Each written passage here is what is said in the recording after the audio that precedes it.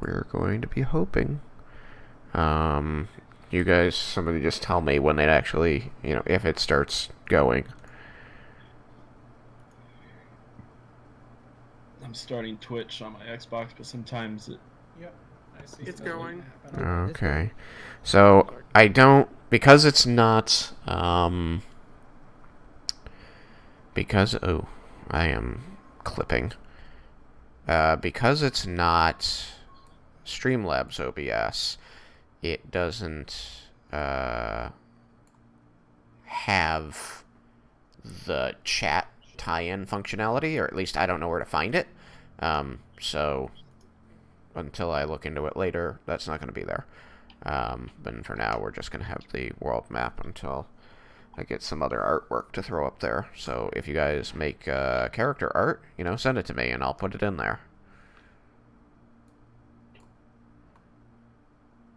Okay? Mm-hmm. All right. Okay. I just kind of play with the mic setting a little. Okay. So, sorry about that. Only half an hour late, but for some reason my OBS did not want to start streaming at all, and I didn't realize it until, 8 minutes of talking in. So, in any event, last session, the players escaped from the dungeon, the vault of the ancient gnomish city of Garland, all that remains after its destruction by the evil Lich of Vecna, Minuit Kuvara, who seemed to have caused all of this destruction and buried all of this history out of spite for the god Cord, and out of vengeance for the loss of her lover,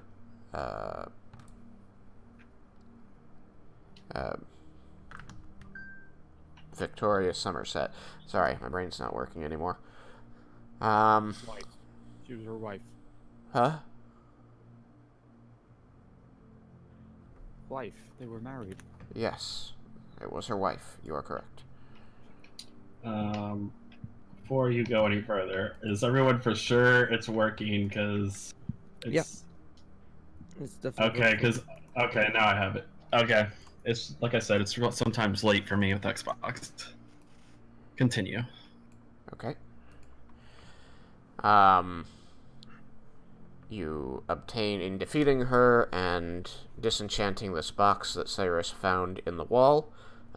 Two things were accomplished. You recovered the jeweled necklace, which, after a strange transformation scene, became the armor of Cord, and also a vast amount of magic energy was unleashed that destabilized the structure of the room, and caused it to collapse, destroying a magic purification system that you saw part of while you were in there. And its destruction led to we'll call it the disappearance of the dungeon in a bright flash of light. The party escaped narrowly as this sphere of brilliant arcane energy expanded behind them, and after it disappeared, it had taken with it the dungeon and an amount of desert sand that probably no one will ever notice. Upon the disappearance of the dungeon and the party trying to straighten itself out, having landed unceremoniously back on the sands at night, a new NPC appeared, a traveling wizard of the Eladrin race, named himself Naravar, fell from the sky and began performing miracles for the party. Those two miracles he performed: one, he cured Laromendis of the Feeblemind spell which the Lich had cast upon him before the end of the fight, returning his senses to him.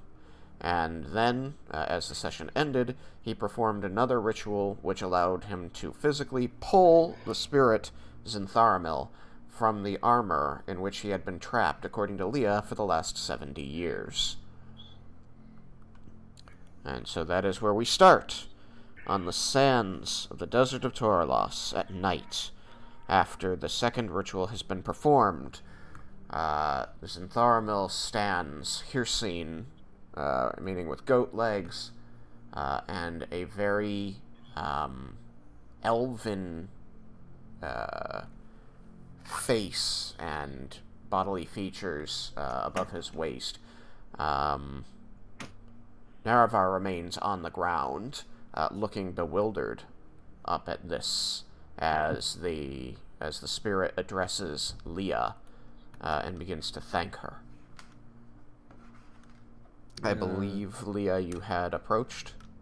Yeah, I remember him falling to his knees, crying, and the saying his name, letting go of Dragonborn and rushing towards him. Right. Yeah, so she would slow down a little when she gets closer, being a little unsure, and kneel down next to him. He appears to be examining his fingers and his arms and testing them by touching them.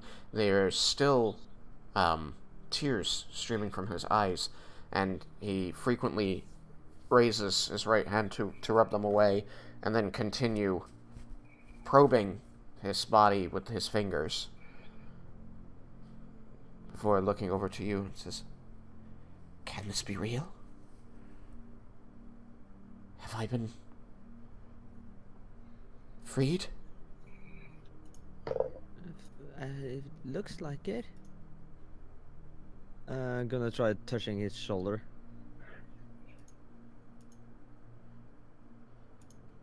He Carefully. feels solid. He lets off a slew of words in Sylvan. I don't know if anyone speaks Sylvan. I do. That's right. Probably. Tree. Right. There's many trees in my day. Most of them are fairly polite.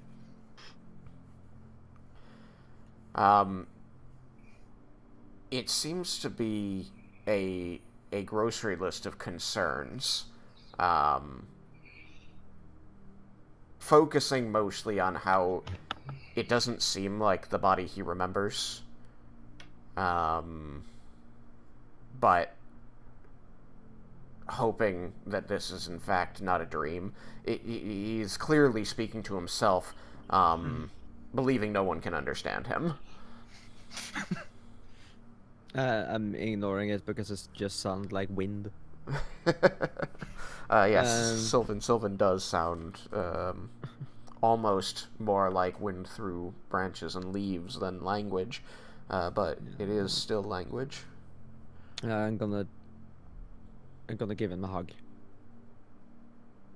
As you do, he ceases speaking and his breath catches.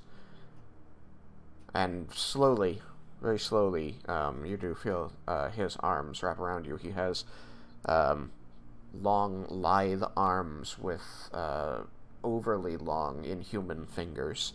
His features are... the features of his face and torso are elven, though distorted, like stretched and very willowy. He actually is taller and thinner even than Naravar, who is an example of very tall and very thin. And his skin, as I described last time, is this wood bark brown with mottled greens and pale colors, grays and pinkishes, almost like skin in places. As you hug him, it's soft, but there is an almost bark-like texture to it in some places. It's not rough and scratchy so much as it just seems more stiff and solid in places than you would expect from flesh. He has long brown hair that falls over his shoulders and down his back. It's just got a slight wave to it. It's mostly straight. His eyes are brown and green, sort of like hazel, but darker brown than gold. and he, as I described before, he has a rack of antlers on top of his head, and below his waist, much like a satyr, he has hircine legs, which end in hooves.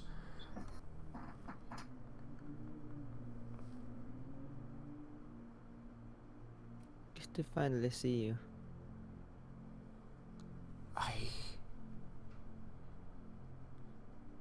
I knew we would find a way, but I did not foresee this.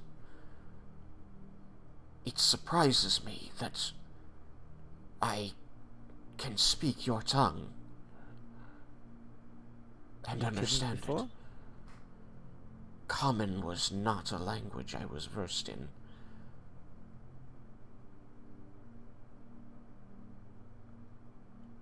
Interesting, yeah. Isn't that the language we used all this time? All this time you have been speaking telepathically.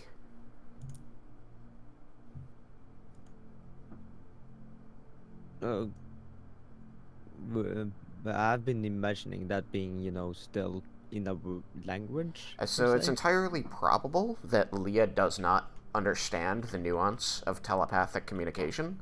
So it is likely that she does believe that. So I suppose he could explain that telepathic communication is void of language. It is simply a transmission of meaning and transcends the confines of the tongue. Oh. If you can speak telepathically with a creature, it does not matter if you share a language. Didn't know that. Hey, maybe you learned through the wearer of the armor? It's possible. You see, as tears begin to well in his eyes again, I feel complete, and yet I feel strange at the same time.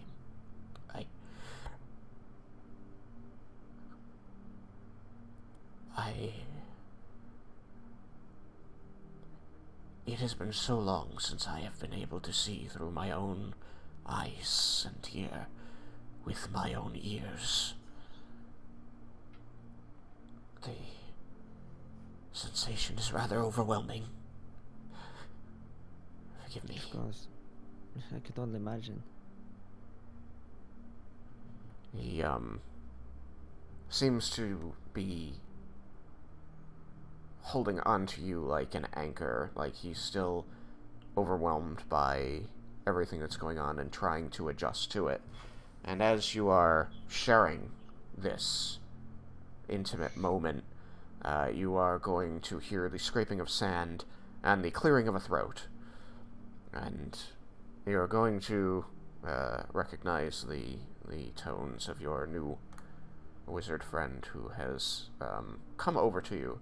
He says, excuse me, forgive my intrusion, but I must ask, why do you have a body? And you can actually feel, like, Zintharamil, pressing into you, like, wobbling.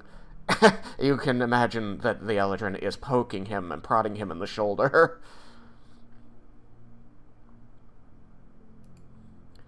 I have performed this ritual before, and it always releases spirits as exactly that. Consciousness devoid of form.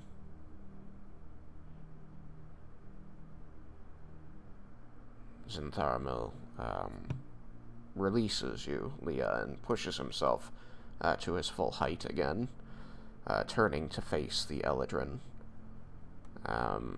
As you kneel on the ground where he's left you, you can see that as he turns in place, he lifts his foot and presses it on the sand again. Small green vines seem to travel from his ankle down his hoof and into the sand, and momentarily small, tiny flowers and shoots of grass pop up in the sand around his foot. I will stand up. There's a long moment as he sizes up the Eladrin, or saying, I thank you, Nerevar. I don't know how to answer your question, though. This is not the body I possessed before I was placed in the armor, as near as I can tell. And I don't know what it is about your ritual that gave me this body.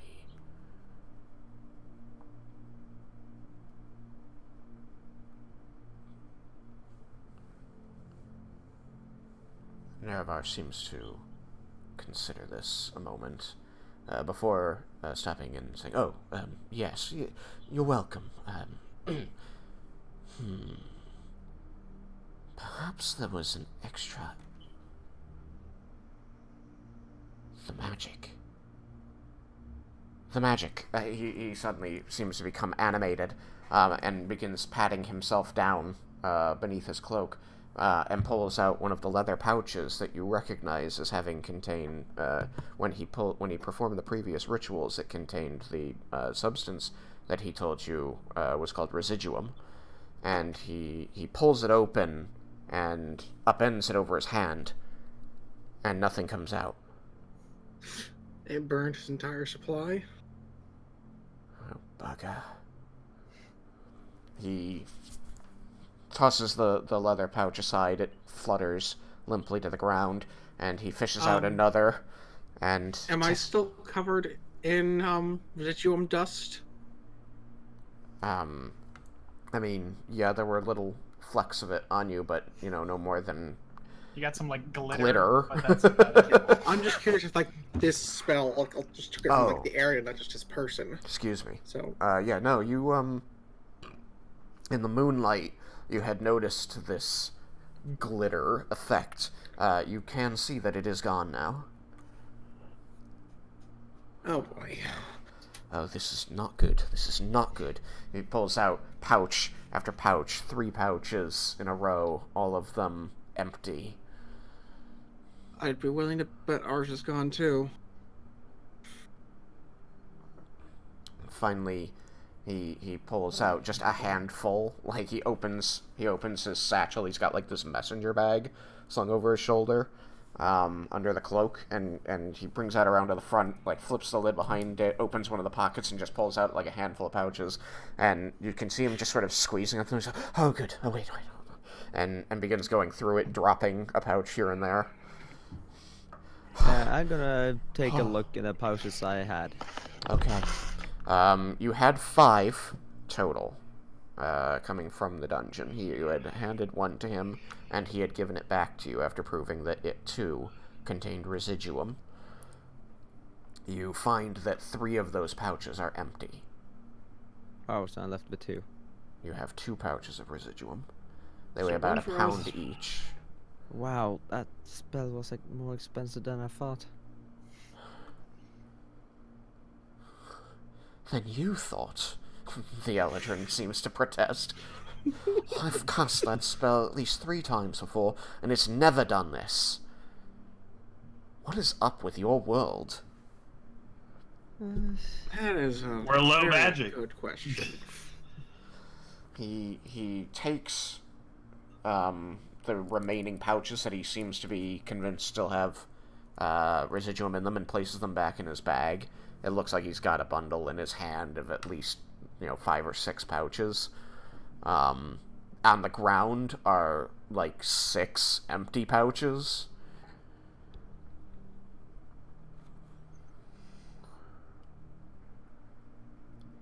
So we burned through like 9. 9 pounds of stuff. That is Burned through more magic than this world had. literally millions of gold pieces worth of magic. Good to know. Sorry.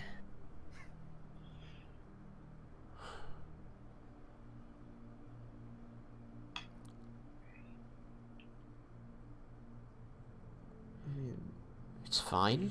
It's fine. I don't need the residuum to leave this world, but I might need residuum during my sojourns on the different worlds. I brought enough that I thought would last me a lifetime. Whatever was left of mine, anyway. I'm concerned now. You can have the 2 I have left. He looks he looks at you, and for a moment it seems like he'll say yes.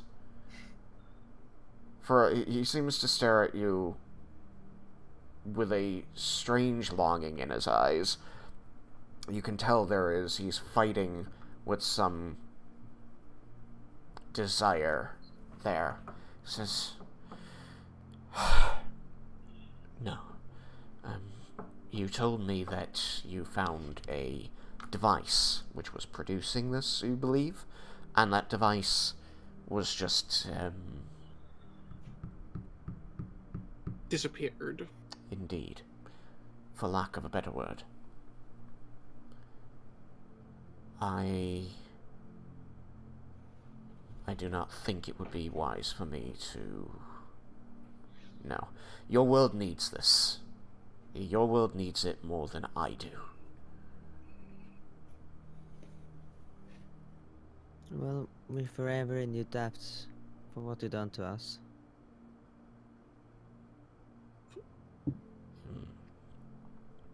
He seems a bit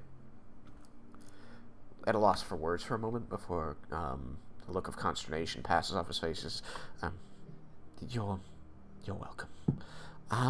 Now then, he seems to turn to look over at Laromendis, who at this point Cal is sitting on your shoulder and he's nibbling on your ear. It tickles. Fair. And every now and then you just hear bacon. I don't have any more. You could have some though. Maybe his ear tastes like Your bacon. magic. Conjure bacon. Not that kind of magic. Make me bacon. I'm an abjuration wizard, not a conjuration one. I don't Oh, know I what can that make him means. bacon all right. Stand still. I protect things. I ward things. Cal is protected by magic. And he spreads his wings and puffs his chest up to the side of your face. You can feel his warm, soft feathers against the side of your head. And you notice, as this soft, warm down kind of just presses up against your left cheek and ear, there's this cold hardness in there. And leaning away and looking out the corner of your eye, you notice that he is wearing a piece of jewelry. He has what looks to be a crudely made longsword, about 2 inches long, on a golden chain around his neck, hanging over his breast. Interesting. It seems like the kind of pendant a child might make in clay, only it appears to have been wrought in some form of metal. Abjuration, he whispers at you. And in the midst of this, you catch Naravar's eye, as you are now, like, enshrouded again, like, within your cloud of smoke by these golden wings. And he seems to be looking pointedly at you and says, "That's teleportation now, please?" I would love nothing more than to be able to do that now. I'm sensing a but.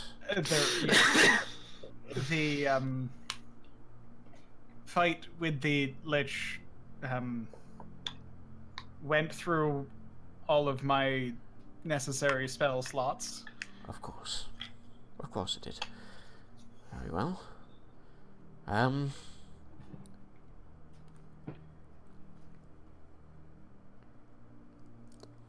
Okay then. So, tomorrow is what I'm hearing. Yes, tomorrow morning I can inform the university that you will be going. They will take care of the wards around the teleportation circle because they will be expecting someone to use it, and then I can send you on your way. They ward the teleportation circles here.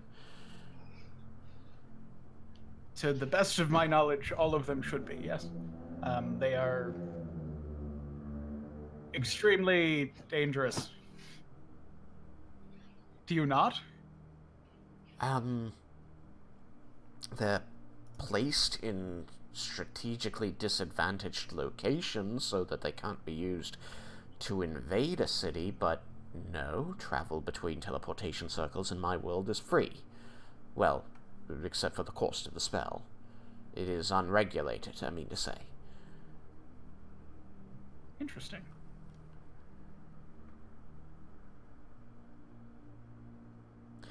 Any event, Sounds nice. Well, with the power of such freely available magic, there are, of course, many dangers. I certainly spent a good portion of my life fighting those dangers and keeping them from destroying the society in which I lived. So, a little good and a little bad, I suppose. Every world has its difficulties. I suppose that means we should be making a camp. And is here safe? I'm seeing a campfire over there. He points. Friends? Foes? Something we should hide from? I'm not from here. When the Tabaxi had... To the voice in the sky. When the Tabaxi had spoken with us before... What had been the like understanding agreement or whatever for where we could find or how we could find them?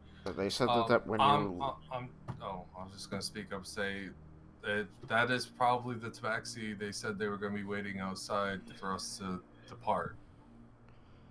They had specifically said that they would set up camp to the north. They would move as storms made them to do so, but they would await your departure from the vault. The cat people? They're here? Yes, Leah. I don't know what a tabaxi is.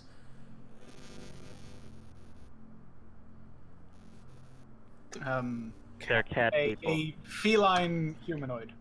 So, like a razor claw shifter? If that is what they're called in your world. Voice in the sky. So, like, shifters technically can exist? Shifters do exist in this world. So, like, I'm aware that they are different but yes. similar-ish for the purposes of me being like, I mean, close? I think that close really isn't a good word. They are different species. Okay. Not particularly, although... No. Those are different. Oh. Vendar is present here, is he? Vendar is present. Vendar is present here. And Vendar has a spyglass. Vendar does have a very, Vendar very does have fancy a spyglass. And Vendar will take out his fancy spyglass and use it. Where do you keep your very, very fancy spyglass? Heck. Backpack? Backpack. I think he said backpack. I can also Backpack. gesture a little bit, and in my hands there is just like a mini illusion of one of the tabaxi that we had seen. I see. He approaches your smoke cloud and like takes your hand and tries to pull it out of the smoke. Yes, not a shifter. I don't recognize that. Okay, well, we probably should go meet them because we don't want to make enemies of the Tabaxi, and they would probably not be happy if we just up and left. At this point, the Fae with you will speak up. loudly, speaking to the group in general. It's like, I don't know exactly what it is you want me to do. That's between you and Leah. Unless you have some amazing power to kill a dragon, you know. I don't know what powers I possess at this point. I don't recognize my body. I need to spend some time. You can. You can make things grow at least. He looks down to what you're referring. He says, I don't know what that is. I don't know how I'm causing that. Zintharamil, right? So I say it. Yes, Zintharamil. Zintharamil, if you're unsure, since Leah helped you get out, why don't you just travel along with her and help her on our adventure for a while until you figure it out? I'd like that. I'd like to offer her what power I can. I'm not yet certain how.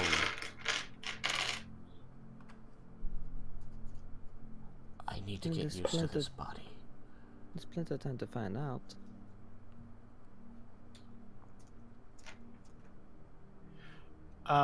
Question for the voice in the sky. Yes. How common on the material plane is an archfey? Not. Like on a scale of everyone would run away, or people would recognize and run away, or people would recognize and burn us. Like, it is definitely an inhuman creature. You have never witnessed one outside of the Feywild, and you have lived a long time. Should I make camp?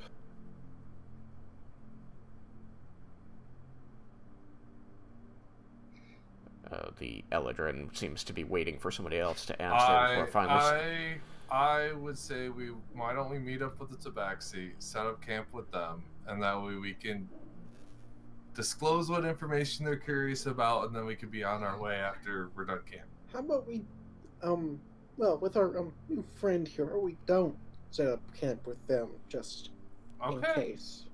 Okay, it was just an idea. I don't have any particular reason to distrust them at the moment. If I am not welcome here, I can go elsewhere to try and understand this form. I don't wish to cause you trouble. If it will protect your lives, I can separate myself. We bring trouble on ourselves all the time anyway. Oh, that's so true. But if you leave, what will happen? He looks at his hands a moment before looking over to you and smiling. And it's such a gentle and calming smile. It's been a long time since somebody smiled at you that way. Says, I'll find you. You won't be far. Wait a second. Who's shielding Leah from that other guy now? You see a cloud cross his face. The power was when I was part of the armor.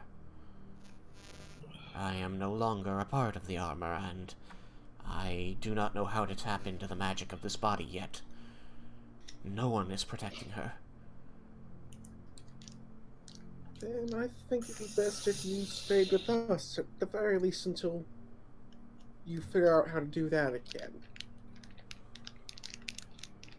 My presence doesn't add any protection, while I can't even...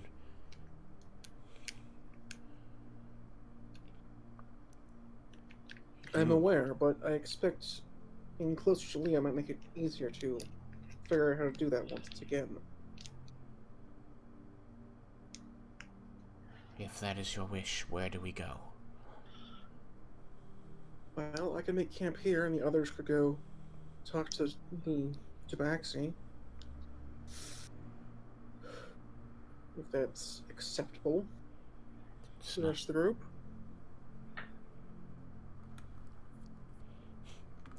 Maybe I can help you find your powers.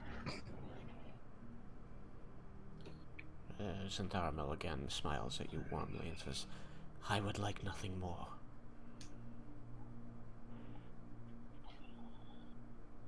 Alright, I can count. I'm gonna use the house box after getting a bit of a distance away. Okay. So what was it like being a suit of armor? You see a shiver visibly run through his body before he turns to look at you. Being armor.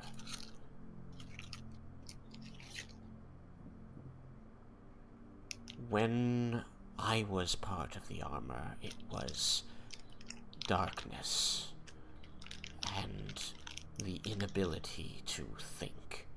All I knew was that I was surrounded in darkness, and I could see and touch and hear nothing. And I could not gather my thoughts enough to find a way to escape. It was like when I was first created, just an amalgam of emotions and feelings, thoughts carried on whim. He seems to be struggling to describe this. It seems like it's not a pleasant memory for him. And as I aged, things became clearer, and the world around me was more than just a color and a feeling. Whether it pleased me or didn't please me, suddenly there was nuance. And then I found my purpose. I wanted to protect things, and I was able to form memories and know people who I had seen before, and detachments.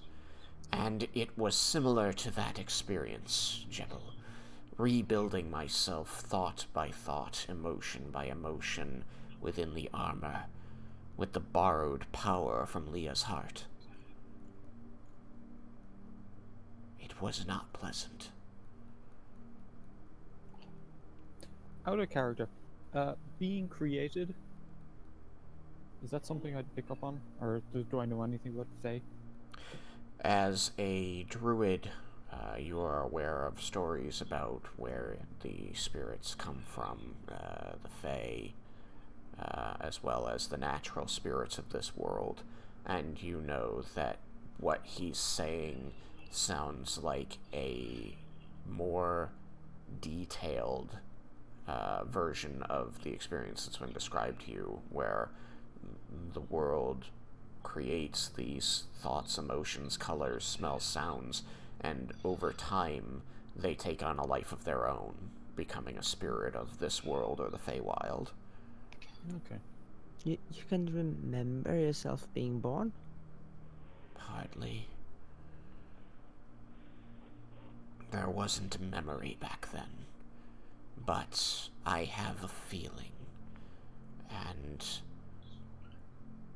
I know that there was a time before my memories, and I've seen other spirits during their formative years, so I understand what I was. That's scary. It was terrifying, especially having experienced sentience and then losing it.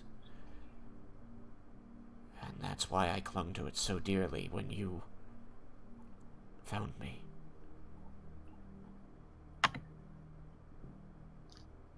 I did not know at the time what it was you wanted what you would use the power of the armor for. But you gave me a chance to put myself back together, and I did not want to fall apart again.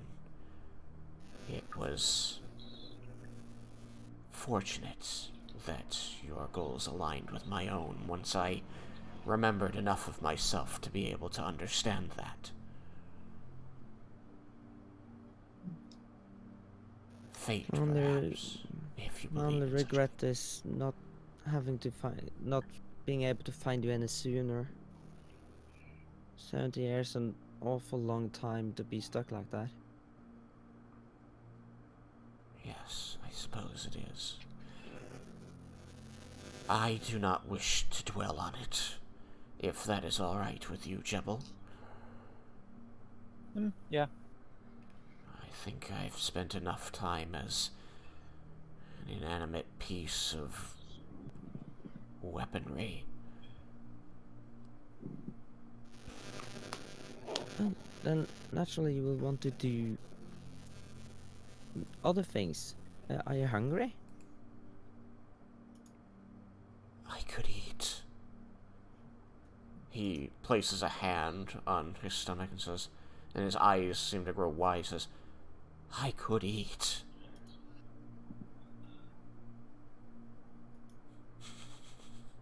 The Eladrin says, not that anyone asked, but I could eat too.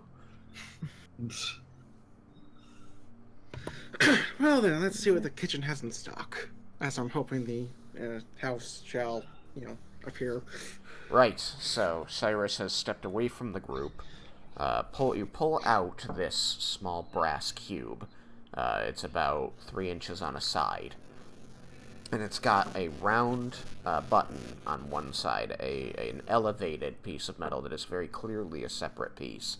And all over this brass cube are engravings. Thomas is really buzzing a lot. All over this cube are deep-cut engravings in Draconic that describe the spell. And you can see, as you look at it, that the engraving ends where this button is cut out and continues on the other side, and it's completed on the button itself. You can see that if you push it down, it will complete this spell like a scroll. And so you hold it in the palm of your hand. You are told that the way it is used is by pressing the button and tossing it where you want it to be. By Laromendis identify spell. And so you press the button and you toss it. You toss it about 15 feet away from yourself. And you wait.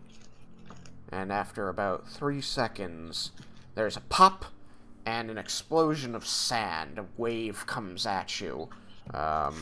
Make a dexterity saving throw. Alright.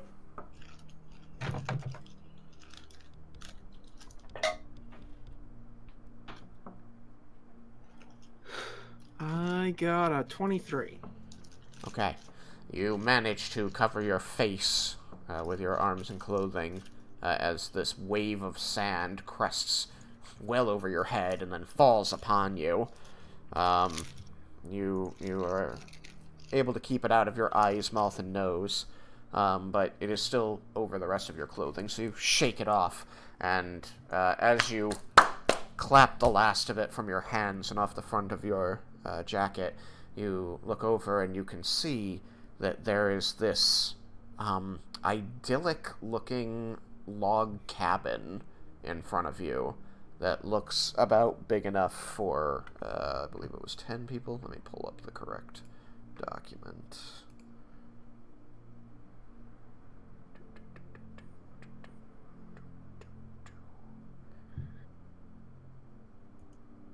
Where are my... wonders.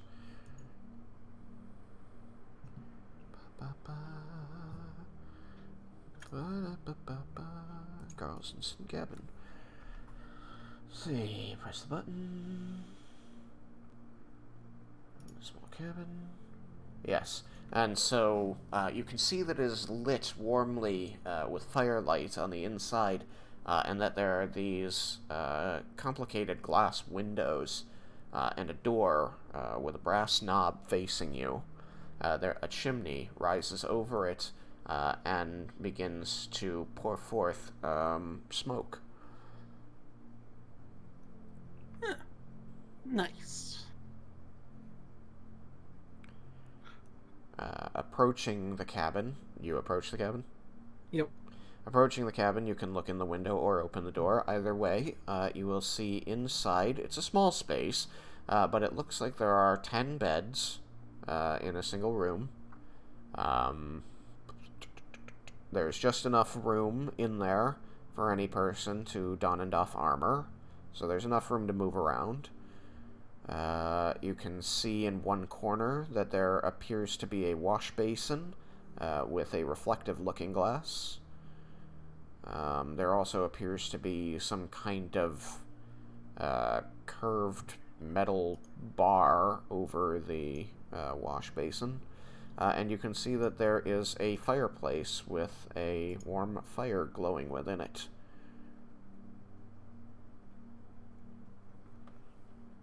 Nice. So, alright. And so there's no kind of, like any kind of like kitchen supplies or anything like that? Any way to like cook with this fire inside the house? You could cook with this fire. There does seem to be some like ironwork in there that would allow you to hook up and suspend like a cooking pot or pan above the flame. Alright. But you would be, sat in front of the fireplace working within its confines. Alright. There doesn't seem to be any kind of kitchen. It's a pretty small thing. It's about the size of Liamon's tiny hut. So that's what, 20 feet on a side, Sam? 25? What's the radius? 10 feet? Liamon's tiny hut is 10-foot radius dome. Right, so it's about the same. So it's 25 feet on a side. It's approximately square. Alright.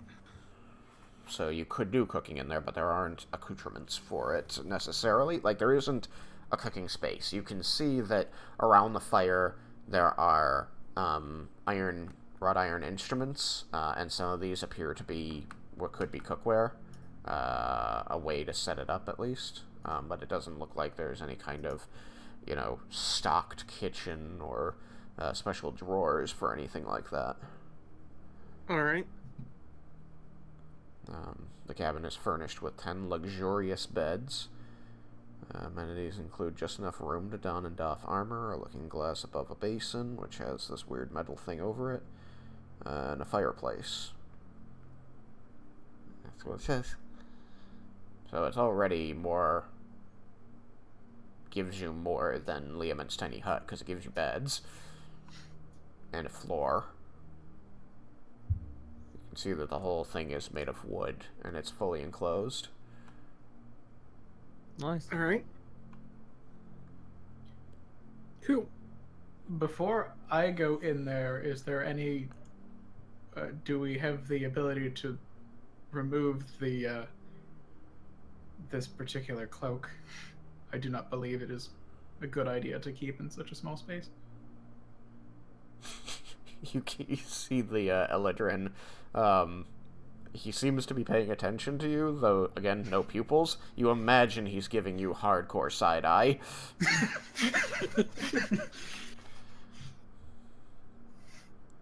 I had been curious if you would take that ridiculous thing off.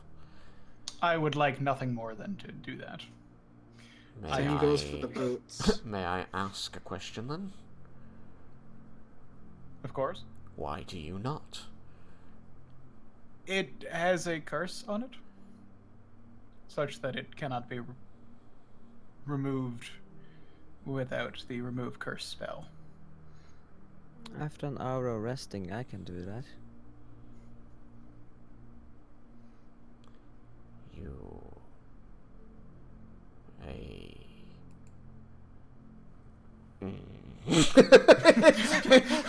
He seems at a loss for words.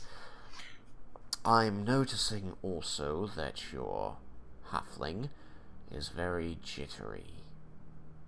I want to stop moving, but I can't. Cursed. His boots are also Made for walking. mildly cursed. Mildly cursed. Oh, I see. Now, I'm And never your putting these things on again. your friend who seems to be leaking. He seems to gesture with his head at Yukikaze. Oh, that one's Also heavily cursed. cursed. I'm not sure if we're going to be able to get that one away from him, though, whereas the two of us very much want to get rid of these things. Actually, That Tristan, sword is not coming in my house. No. I- I just cleaned these floors. You're not getting blood on them.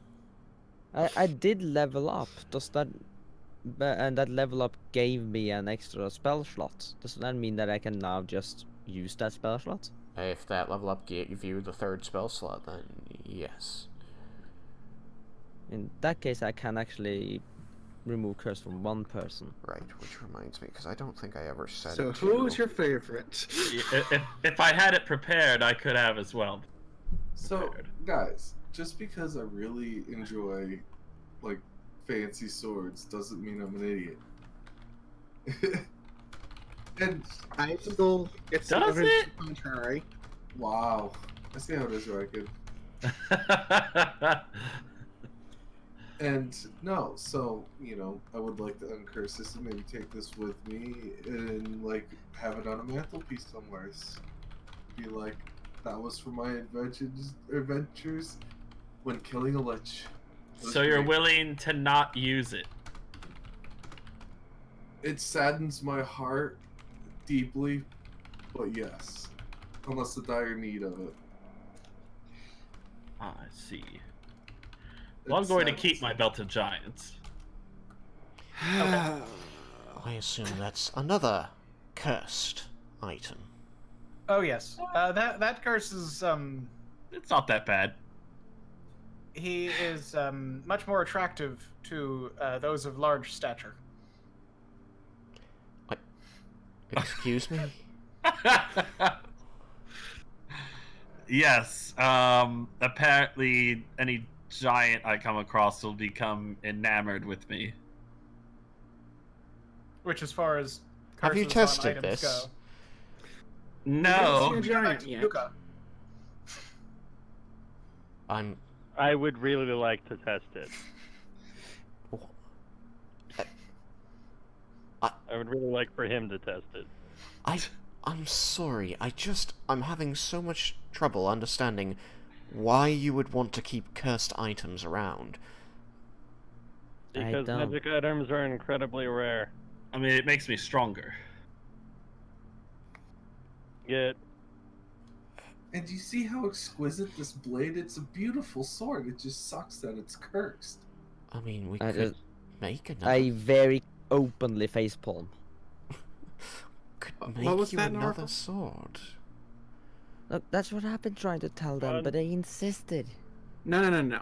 You can't tell us anything, because no one else here can do that. He might be able to. Do you wait?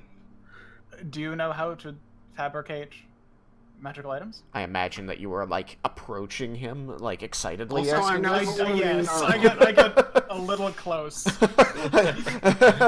He seems to be looking, like, between where he imagines your face to be and up a bit. And as his eyes travel back and forth, you realize that he's looking at Cal, who's poked his head out of the smoke and is, like, staring him down. I'm going to orbiting walk over Naravar. to. Hold on. I'm going to walk over to Zintharamil and I'm just gonna remove curse. Okay. You cast Remove Curse on Zintharamil. No, see, Laromendis. Oh, okay. My Okay. brain is. I didn't even realize I Real said curse it. is terrible. It does nothing.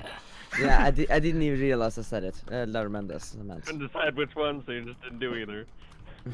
And so Laromendis gets like a little close to Naravar, Cal poking his head up through the smoke, and then Leah just walks up and the smoke fades. Yeah, like all of a sudden you just see this layer of smoke lift away from you and nothing follows it up, and like it just sort of lifts off and floats away. Oh, thank goodness. I take off the cloak and throw it to the ground. Now, I see how it is. you said you know how to fabricate magic items?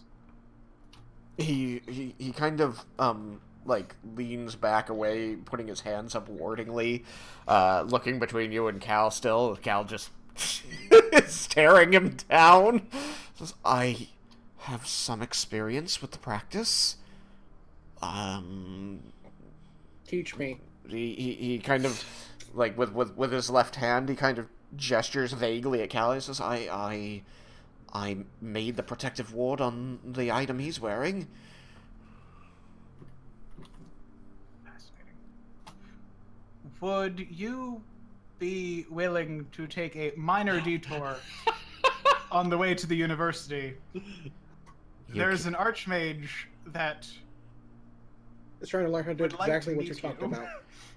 You can. Could help. She would have so much more much. resources than we would to help you with your search if that's necessary, and she could send you on your way to the university. She's another better Eladrin. equipped than we could. I can get in touch with her. Make us magic items. That would take time. Still, future plan. He's a very busy man. We can send him on his way, and everyone will be happy. I want this staff. How do I want more magic item? You You have will- magic items. This the end result. Enough. The end result will be more magic items for everyone. Can I have a staff? I Oh don't. my gosh. Maybe. I'm gonna agree with Laromendis here. Yeah, haven't he done enough? Dude, you can make magic items magic. Can you make my gun magic? I'll pull out my musket and show it to him. Oh my gosh. Guys, please give him some space. He I take like half a step backwards. I take like half a step closer. He still seems a bit put out, and after a moment, he was like looking between all of you, just looking frazzled. He suddenly says something very unexpected. You hear him utter the phrase "cheap, cheap," and at the moment after he does, the Quetzal is going to leave your shoulder, Laromendis, and flap across the very short distance to his. Okay. And his hands are still raised before him. He's going to say, I think I've done quite a lot for you. You have. We could pay. Do you like money? We have platinum. Oh my gosh. He he looks at you sympathetically, Vendar, and putting his hands together, says, money is not nearly as important to me as residuum, and I've just lost a very great sum of that.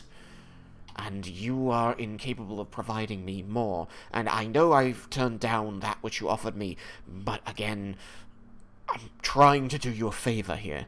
So I can, he says, returning his gaze to Laromendis, try to explain the art of item enchantment to your friend, but more than the art of the practice, you need the materials, and one of the best to use is residuum. Without that, it's very difficult. Can you teach her how to make that? We can send some to her. Hope that she might be able to figure something out, having the item to study. I say to Vendar. Not to Naravar. I mean.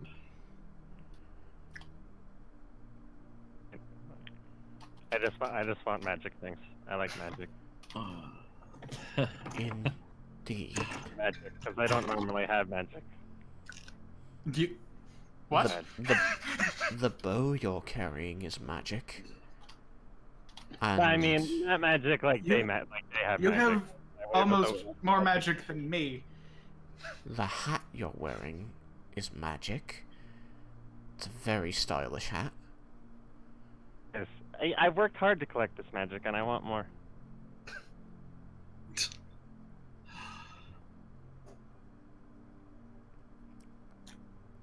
How to put this? If you believe that your friend can help me, Laromendis, then perhaps it would make sense to alter my itinerary to include her.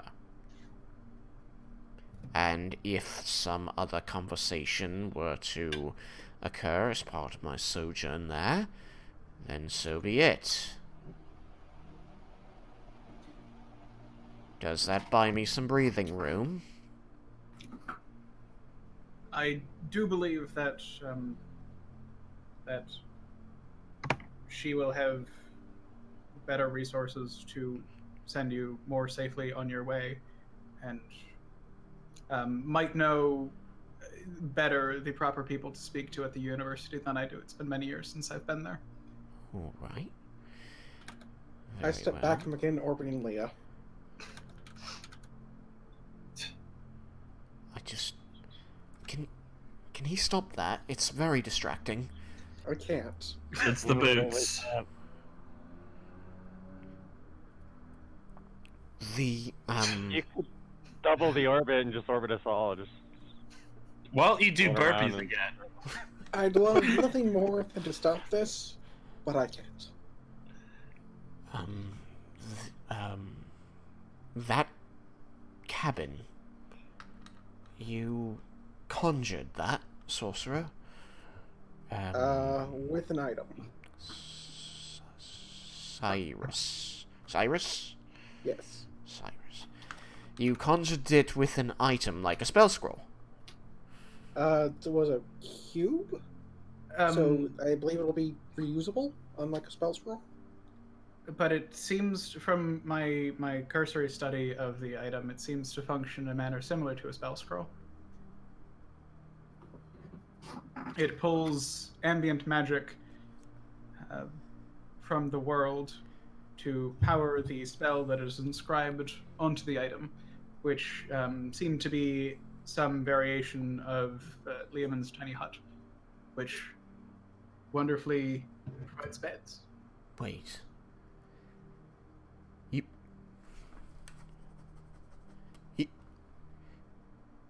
You learn to create an item that pulls the ambient magic in the way a wizard does when he casts spells. We found one that seems to do that. People started to find out magic, and then they were all killed. So By the Lich. and the remnants, yeah. This sounds like an interesting story. Maybe we should go in the house and discuss it. I have a headache. This is too much all at once. And Zintharamil seems to look toward the cabin and then look to Leah and say, "So we're not going to go speak with the cat people, and I can stay in the cabin?" Yes. Of course I can. He Well- smiles. All right. We can Yukikaze and I should go and speak with them at some point early tomorrow if they don't come here before that. as long we as- had promised to. But I believe that tonight there has been enough excitement that we don't need to go into that. I can agree with that, and they said as long as we meet with them before we depart, so as long as we don't leave the area without saying hey, we'll be good. At that point, you hear a voice from the cabin. Hey. Yes. It would be quite rude for you to leave the part before speaking to this one. Oh God. And you can see It's a pleasure to approaching, hear you again. approaching from beyond the cabin, the figures of the Tabaxi, poking their heads around it as they come up to observe the group. I'm not going to get to sleep anytime soon, am I? Just go inside. We'll Well- talk to them. We'll talk real quick. So, if I remember what are the names again? If I remembered what they were. You're gonna have to roll history. Damn it! All right. Do I remember what they are? You have eidetic memory. You let him. Anyway. So I'll be like, I'll look at this back. He's like, hey, and then I'll look at Laromendis. I will say the name of the one that you were looking at. Hey, Frank. Is that his name, Frank? Oh yeah. Totally. I know it's a bit late and we're not gonna go anywhere right away in the morning. I was wondering if we could like discuss stuff in the morning because we're all really tired from the dungeon. If that's alright with you. Sorry, I'm just trying to pull up my notes here so I can send Sam the names.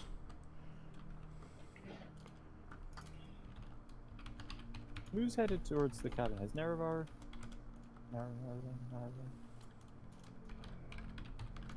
Is it Nerevar? Nerevar. Nerevar. Is he headed towards the cabin? Or is he still standing at the group? When they all appeared around it, and you told him to go in, he just sort of stood his ground. He's just staying where he is. Just sort of sighed a little bit.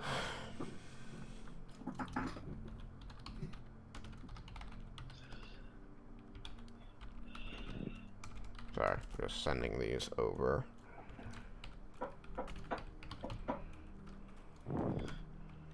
There's only 4. Yeah.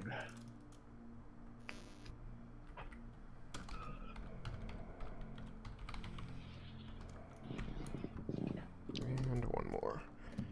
That one.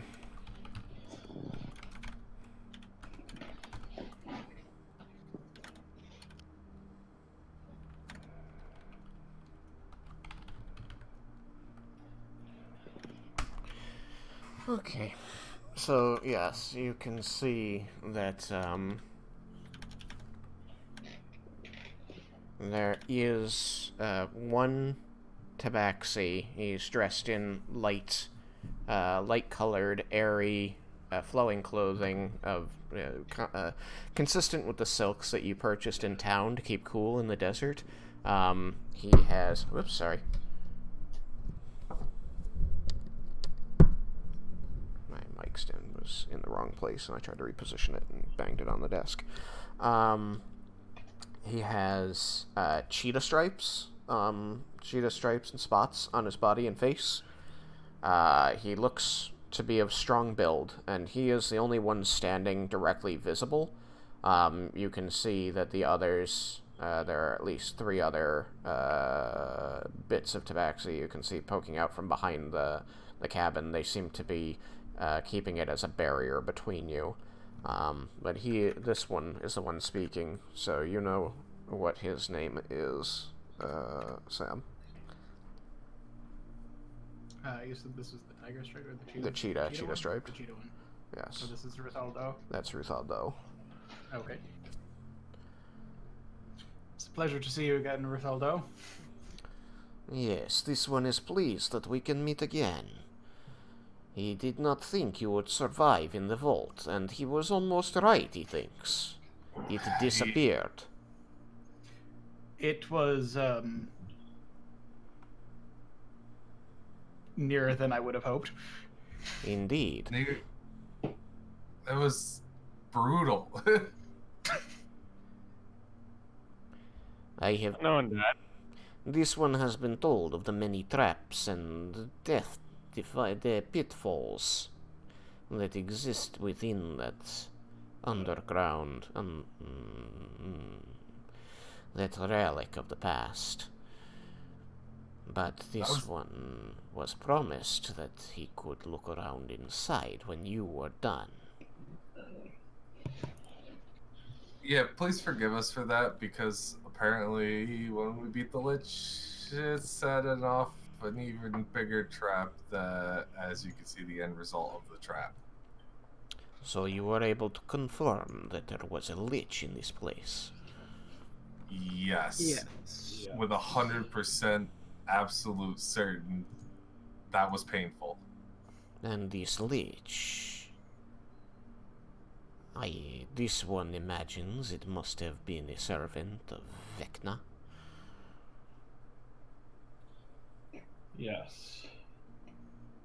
Technically, we didn't confirm one way or the other, but that is most likely the case. No, Based off it the is. symbols. Handful of Vecna in there. Well, not even that, you know. The Lich's goal was to hide away all these things for all eternity, so... And it succeeded when it destroyed this place and took all of those secrets into some other realm. Oh, it didn't take all of them.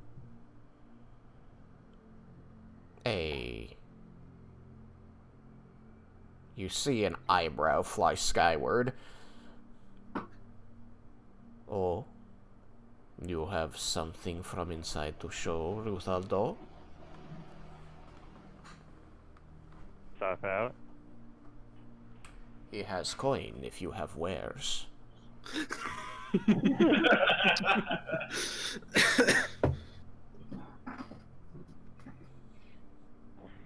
You'll see Yukikaze kind of clasp his sword. You do what with the sword? I clasp it, because I grab a hold of it. I'm like, kind of like a, you're not getting my sword kind of look. Okay, So like a threatening gesture? Are you grabbing the hilt or the scabbard? Scabbard. Okay, blood flows over your hand. Your fingers are sticky with it. That's okay. You're gross.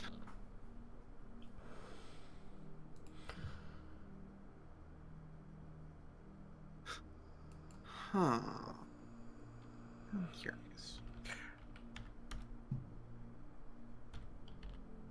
Question for the voice in this. Oh, After you. Nope.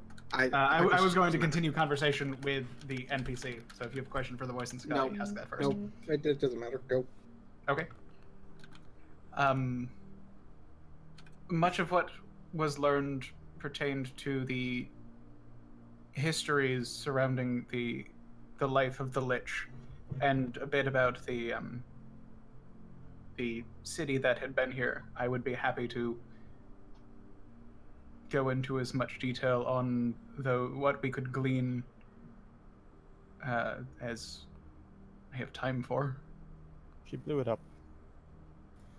Unfortunately. Well, it seems. He looks very sad as he looks at the crater.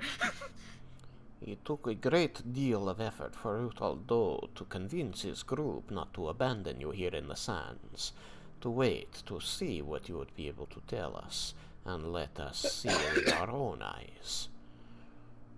It would be a great loss if you were to abscond with anything left without letting us know. And as Ruthaldo told you last time we spoke, he and his group would be willing to make it worthwhile.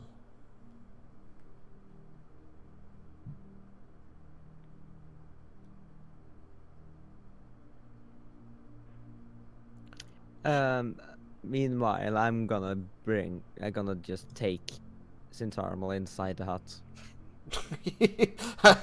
This will require you to, like, step around Ruthaldo because he was standing in front of the door.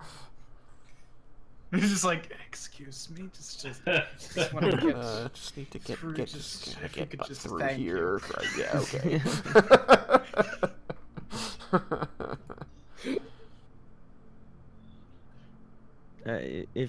If he wouldn't let me, then I would just bring him a little to the side and.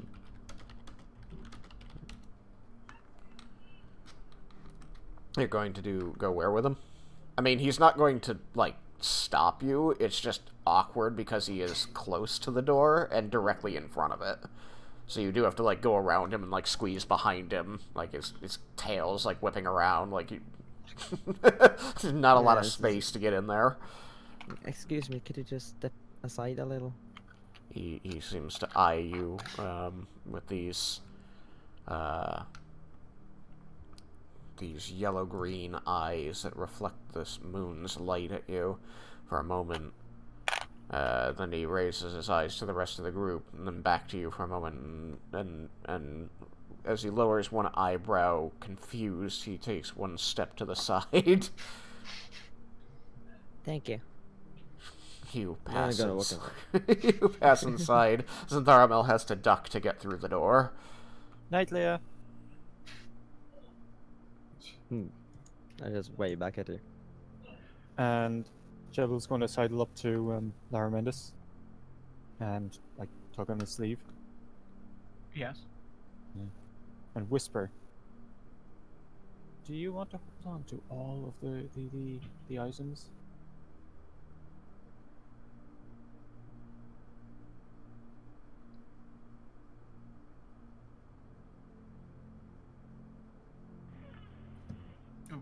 Which ones exactly are you referring to? Well, like, Laromendis isn't wearing the cloak anymore. But that is true. So he's gonna nod towards the cloak with his head and gonna go, like, do you want to keep that?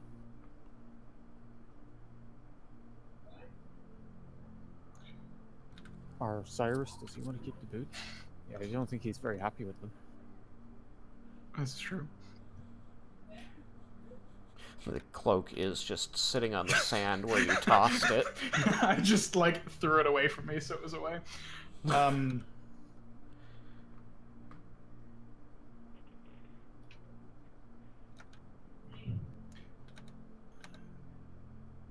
We can at least discuss with them. I will walk over to it and pick it up and shit a bit. Ruthal, though, as his arms folded across his chest, they are muscular. I am perfectly capable. Oh.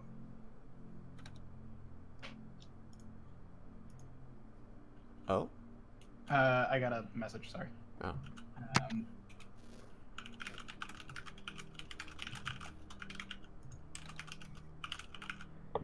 Remember that you do not have,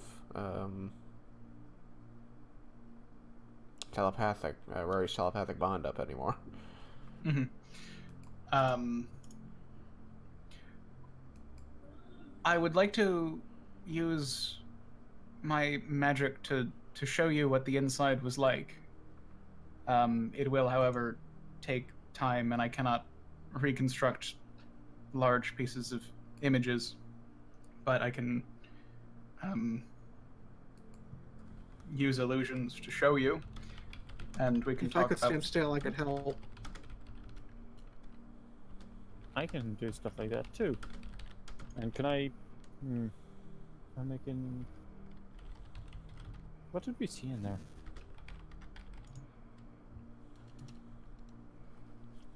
Flumps. Can I make a minor illusion to make a flump? Can minor illusion make a small creature sound? What's this image of The an minor object? illusion spell, you create a sound or an image of an object within range that lasts for the duration. So it sounds like minor illusion is for objects, which is Okay. not the same as a creature.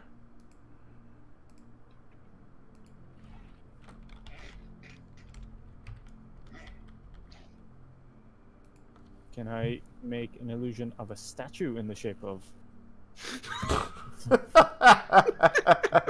I guess.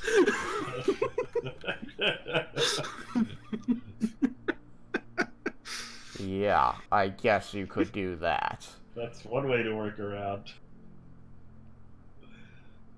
You create Lateral thinking. you create this small stone image of this creepy jellyfish thing. It looks almost realistic, except devoid of coloration. And Ruth Aldo looks at it and says, "This is something you saw within the vault." Yep. Don't know what they are, but they were weird. This one has never seen its like. What Yeah, do I you have been know? aware of what they are, right? Yes, you were aware of their existence. You were aware that mages sometimes conjure them. That they were the creation of some crazy wizard at some point. They are called flumphs. Oh, that name makes Is so fitting. much sense. You see him struggling with that noise with his cat mouth. Flumph. This one has never heard this word, nor can he say it very well.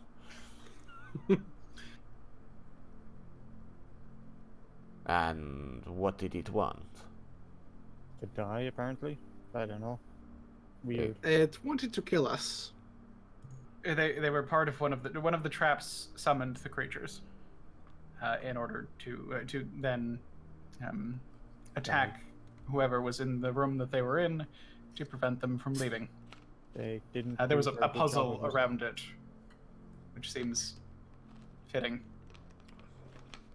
And this was all that was in the vault, this puzzle and these humphs. No.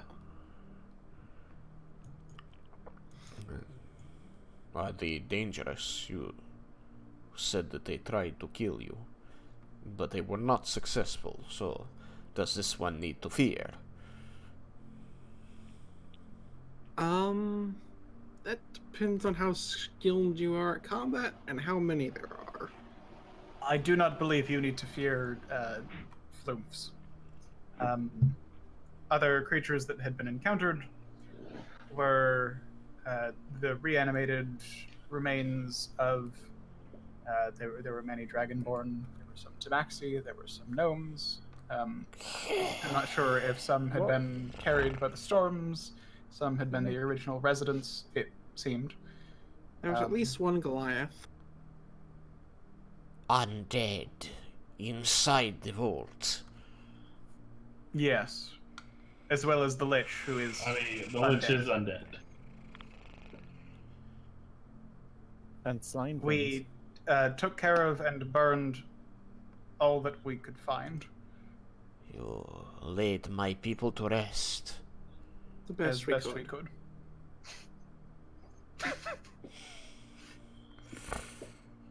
I see. Oh, and there's a gnome in there. He tried to kill us. This one thanks you for your service to his kin. I do not see a gnome besides you. Oh, he's Sorry. Not mastering the speech pattern properly. This one does not see a gnome besides yourself. So, you destroyed him. He was probably Maybe? vaporized when it exploded, though.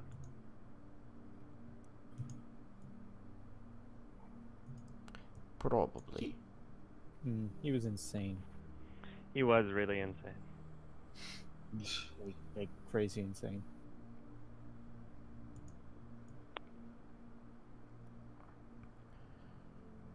Tried to feed us to some lines. This one will gladly accept the stories of your elf friend. And he will give what he can as a fair trade. It is late, and this one does not want to keep you awake. But this one knows elves need less sleep than others, so perhaps you will grace this one with your presence a while longer.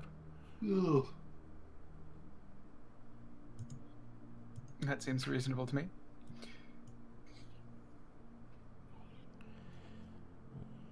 This one's group will move their camp closer. Is that agreeable?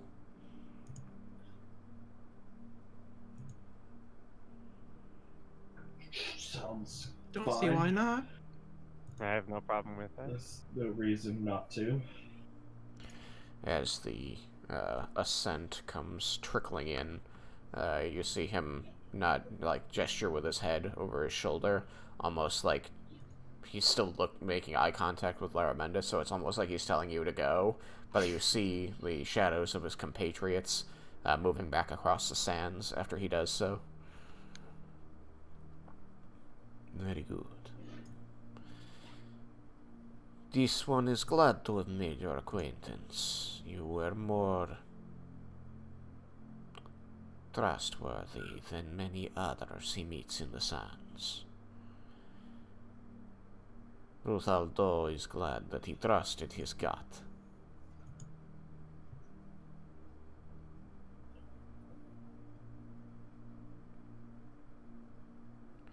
Come, elf. We shall talk here. Your friends, they can go to sleep, if that is what they wish to do. Yes, please. Yeah, I'm pretty tired.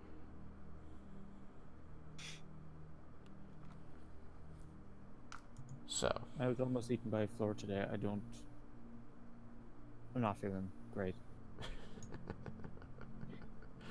so you head into the hut, and inside it's very comfortable. Outside it was rather cold, like cold, as there are no clouds in a desert to trap the heat. Inside it's toasty. There's a fire going, and there's plenty of room to remove your armor and get into these beds. The beds themselves are incredible. Carved wood frames.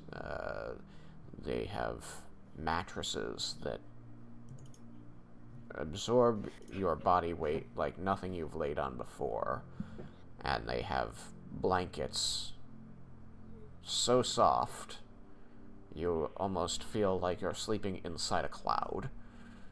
I could sleep like this for a week. You find that every time you try to lay down and sleep, you are just kicking your blankets off and up and over your head. It's very difficult for you to find a comfortable position. Your legs just seem restless. Yeah.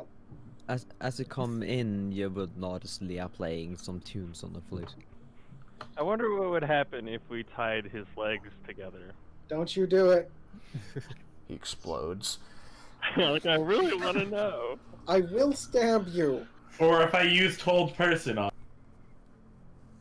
Well, you guys, if anyone happens to look toward the window, let me know. I mean, there's light inside and not outside, so looking at the window would be not easy to see things out of it. You see your own reflection. Would we find something to eat before going to bed, though? I mean...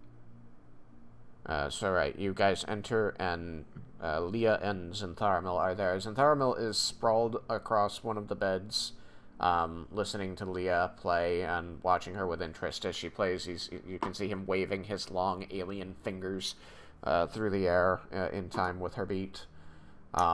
It's a comically comfortable scene, given how inhuman he appears. Question. Are these beds designed for humans or gnomes? That is a very good question.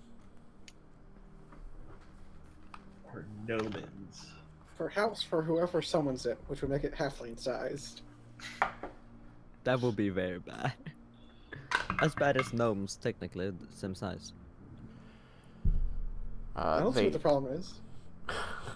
They seem to be able to fit up to a medium creature. Okay. So still, I mean... You got the gnome king-size beds, which is just a twin.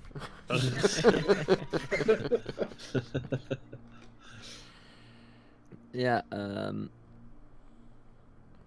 Zintharamil is like way big, right? Yeah. Without the antlers, he is slightly taller than Naravar at 6'2" or 6'3". With the antlers, he's like 6'5", 6'7". Yeah, so his feet will probably stick out from the bedside, but it's not that big of an issue. Yeah, how do you think Yukikaze is gonna fare? What are you talking about? Yukikaze's not in there. I know, because you're not allowed. Stay out. But you will. Nope. Stay out of the house. I just cleaned these floors. Don't you get your You blood didn't on just clean them. It just appeared. Exactly. Which means I just cleaned them. They're clean, and I just made them. You guys are having that discussion with yourself. Long Because I'm not there. All you have to do is use prestidigitation, and the blood will be gone. But I have to use it all night. No, okay, keep his blood out of my house.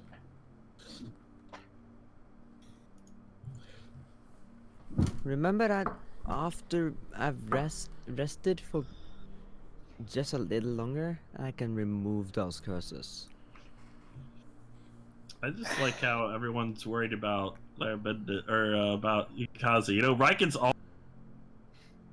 what? Raiken's also tall. You're not 7'7" though. I'm still 7 foot. I'm still taller than Zintharamil. Okay, and? Everyone's.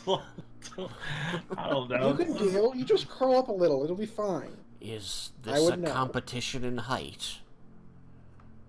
No. No. Oh. That's just how they always are.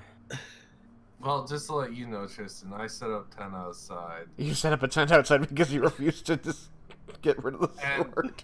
Well, I can't at the moment. It's God's curse and tied to me. So I made a leg rests, and I have the sword leaning up against my legs, so the blood drips down on the ground, and have like a little dam to push it away, and like I did the other time, but just leaning against my foot. Okay. You Getting as situated to soon sleep. And I'm eating my sushi okay. by myself. as soon as I've had a short rest, I will offer to remove curse from Cyrus's boots, at least. Okay. Yay! I can sleep. As you know, the others go inside, and Yukikaze looks despairingly through the window, then begins setting up a tent.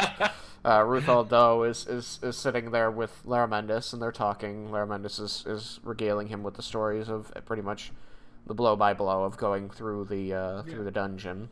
Using minor illusion to show statues and murals, and things like that. Sure, that works. And laser eyes. and Ruth Aldo holds up a finger for a moment in the middle of your story and looks over at this now set up tent with Yukikaze frustratedly huffing himself to sleep with the sword against his foot. Are you keeping your armor on, Yukikaze? Well, no one offered to come and help me, so I guess I have to. I mean, getting out of it doesn't usually take help. Getting into it, I mean, you can also get into it without help. It just takes longer. Okay. I don't think in full plate you can actually get into it without any help. I know that they allowed it in some edition. In any event, it doesn't matter. I think you can get out of it. What's your ruling? It's whatever your ruling is, Tristan. I think you can get out of it. It's just difficult and takes a while. There's a lot of straps. You cut some in frustration, knowing that the wizard can get back.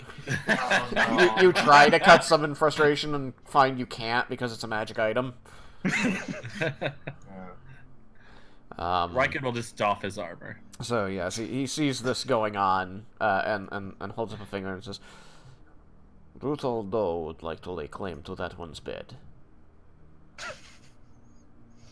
Just for the night. He is clearly not using it.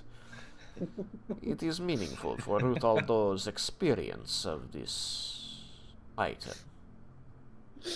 Wait, what is he talking? What? He's stealing your bed because you're sleeping in a hammock. You're in the house. You can't hear it. Oh, right. No, he could hear it because he's outside with him. Oh, I thought he was still out. You kind of hear a huff. He's in a tent. No, I was talking about Cyrus. Oh no, Cyrus can't hear anything. Yeah, I was just explaining. when he says that comment, you kind of hear a huff over in the distance.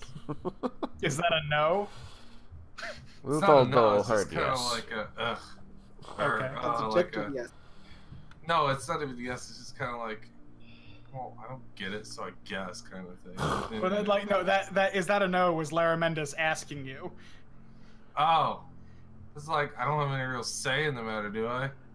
You could. I mean, you could go back to your bed. But the sword that's stuck to me at the moment.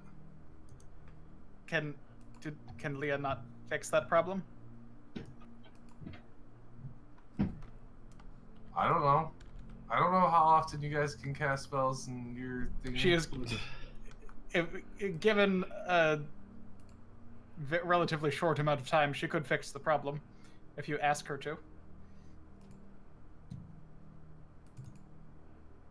Well, she's inside the house, so I guess I'll do like. I miss the desert nights, honestly, though. But I do want to. I can always ask her in the morning, right? Yeah. Well, no, I don't want to sleep. I don't want to sleep with the sword, but I do want to sleep outside because I do enjoy my home. So I mean, you can have both. I'm gonna tap on the window. Cause Leah, can you come outside? Have I had my short rest? I mean, this is pretty early on, but there was a good long period where you were... Yeah, let's go with yes. Okay. Yeah, then, excuse me a minute. Walk out. Yeah, yes? Leah, could you help with the blood thing and take my sword off, please? Even though it saddens me. Sure. Yeah, I walk up to you and I remove curse. Okay, you cast Remove Curse. The sword stops dripping blood, and you find that you can remove it from yourself and it will not reappear on you. So, my question is just I know how the curse works, or how to attune. Like, I can't have this attached to my bag as long as I'm not touching it. Just being in my vicinity does it attune to me, or do I, like, have to, like, get it away? Physical contact with it or wearing it like you would wear a sword will begin the attunement process. Oh, so I could have it, like, strapped to my, like, wrapped up and strapped to my bag, and it won't... as long as it's not being carried close to you, like you're not sleeping with it, and it's not being worn as a sword, and it's not being wielded like a sword, it will not begin attuning. Okay, then I will take extra cloth I'll have and I'll wrap it up and strap it to my bag. And But you're aware that you do not get its benefits unless it's attuned. yes, I know that. Okay, so if combat happens and you're not attuned to it, it will not be a +2 weapon. Yep. Okay. I got it. Yeah. Then I will walk back in and I will offer to remove curse from Cyrus, and Raiken also has a cursed item, yeah? Raiken doesn't want it removed. Remove it anyways. Okay, your wish. I remove curse from Cyrus's boots. You Okay. can take them off now. Okay, I so take you 'em were off. you were tossing and turning and trying to find a comfortable position. Every time you thought you had it, your legs kind of started vibrating on you and making you roll over. And then she comes and does this, and you feel blessedly your legs relax and stop moving. I can finally. And you just stop fall moving. like a stone and don't move. Yep. I look down and I see later. like blisters the size of watermelons on my feet. I need Yeah, you to make a Constitution saving throw. As soon as I'm prepared for him taking off his boots, and as soon as I see socks, I'm gonna, or bare feet or whatever he's wearing underneath, I'm gonna prestidigitate a good sense. I'm He was prepared wearing for a bad socks smell. beforehand. They're no longer there. Yeah, they were worn through ages ago. Constitution saving throw, you said, right? Yes. Just disintegrate. I would guess I'm within range of Raiken, so it's not a large space. I mean, it is large enough to be outside of his... If he's at one edge and you're at the other, you would be outside of it. So then I guess evens or odds? Sure. Evens. You are outside of it. Dang. Well, I had to try. Let's see. That's a 24. Okay. Make another one. That is a 20. Make another one. Wait, sorry, 22.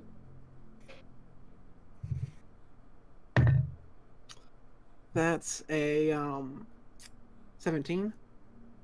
Okay. You suffer 1 level of exhaustion. Yikes. Good thing I can rest that away. Famous last words.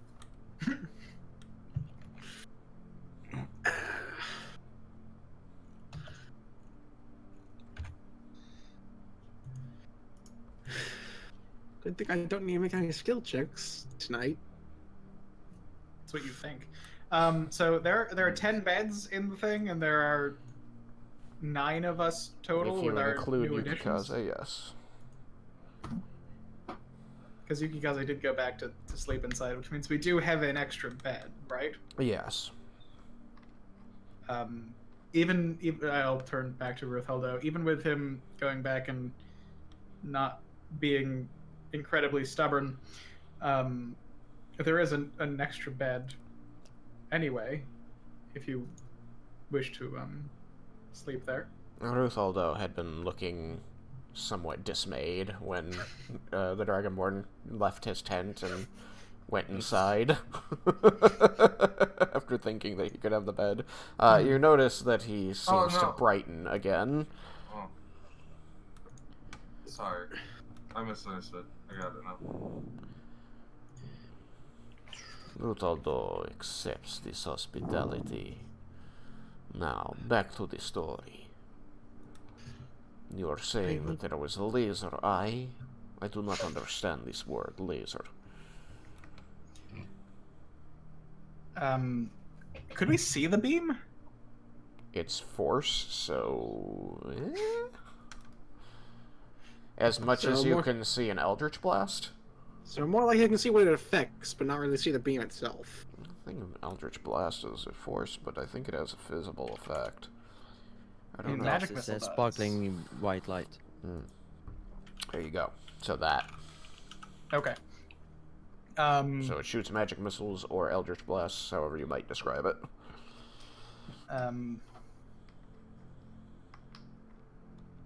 Eldritch Blast is a beam of crackling energy. I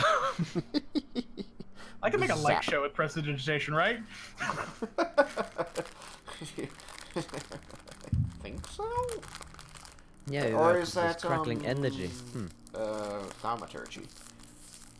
I mean, you create an instantaneous, harmless sensory effect such as a shower of sparks, a puff of wind, faint musical notes, or an odd odor. Oh yeah, so it sounds like that falls within that. Okay. I will say that there was an eye in the door that shot out something like this, and then I will cast prestidigitation, which would hit people who approached. Terrifying. It looked uncomfortable.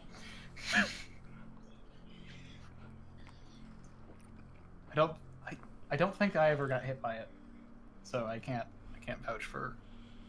I thought you should do it on the way out. No, because I wasn't one of the last 3, or the first 3.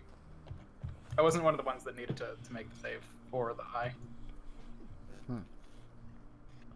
Okay. I don't think.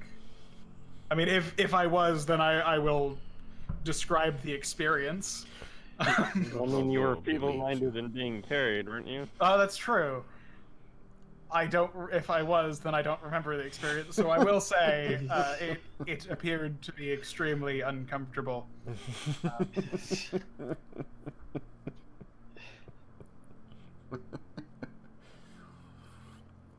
You clearly remember the first time you saw it, which was when Yeah. Jebel got zapped and Yukikaze, I think, got zapped twice. Yeah, I Who think got zapped twice? Somebody got zapped twice. Wasn't it Cyrus? I didn't get zapped at all. start with you. I can't recall if I got hit on the way out. It's okay. You continue telling the story. Inside, you all go to sleep.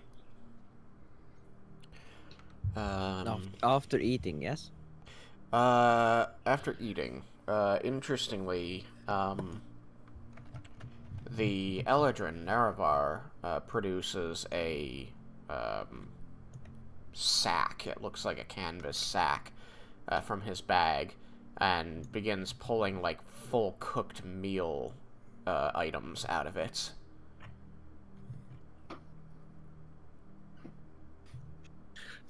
Does Yukikaze start to do the same with his box? I mean, Yukikaze was eating his sushi out in the tent. Alone. Yeah. It was wonderful. Yeah. Now I'm very curious what the appetite of an archfey that hasn't eaten for 70 years is like.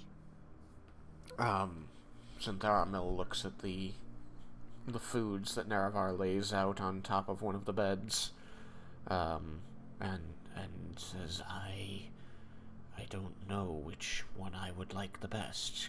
Can I try each of them? And Naravar sort of just shrugs and says, I don't know myself what an archfey generally eats. Magic, I assume. I only take salads. The archfey where I come from just sort of conjure their own foods whenever they feel like it and have parties. I don't want to ever eat meat after seeing what some people might do with it. I shiver a little. He, you see him pull a strip of meat out of his bag, not from the bag that came, that all the other foods came from, but from just, like, the bag that he put the, residuum in, and he takes a bite off of it and goes, I think you don't know what you're missing with birth bacon, though. And he offers the rest of it to the, to Cal, who gobbles it down and burps. I make a That's grimace. just mean. Bacon. What'd you say? Me? No, Leah. I make a grimace. It's really quite good. Actually, fortifying. In any event, there's plenty of non-meat foods here, if that is your decision. He pulls a few more out. There seem to be, like, pies and cakes, and, you can see that there are some cooked meat meals, including, like, a full cooked turkey. Like, this stuff could not possibly, like, it came out steaming hot. Just out of this sack. Anyone who needs food, you're welcome to some. I certainly don't need everything. I take some food. Oh, there's ice cream too. Worth it. Look how awesome magic is. This is why I want more magic. Do you go for the Look ice up the cream? cool things. Raiken grabs the turkey.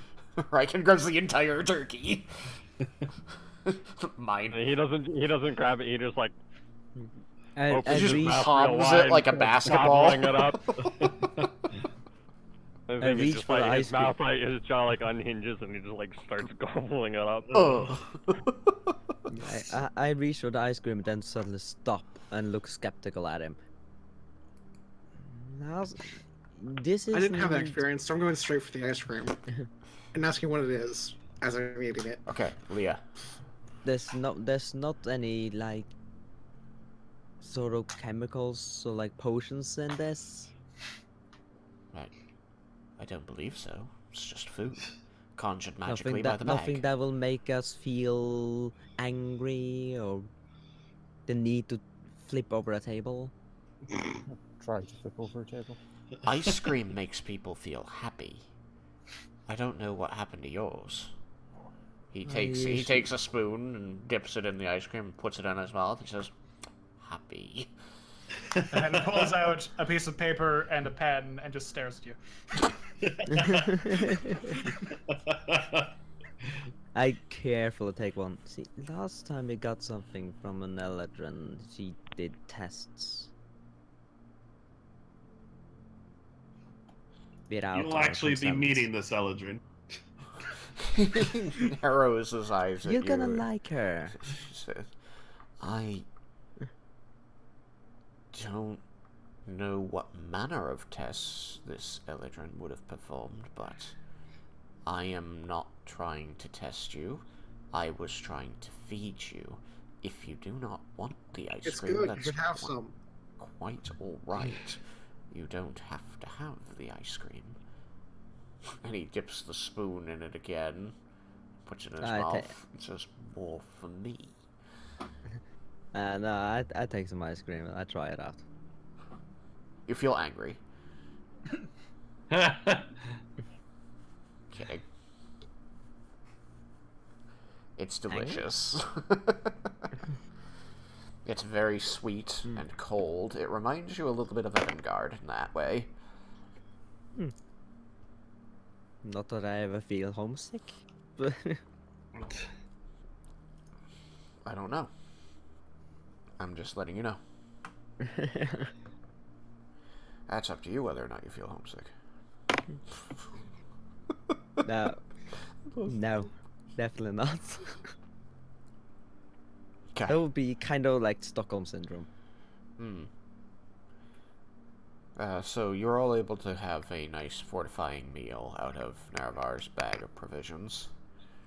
Brain freeze. What? Brain freeze. Brain freeze. Well then don't eat it so quickly.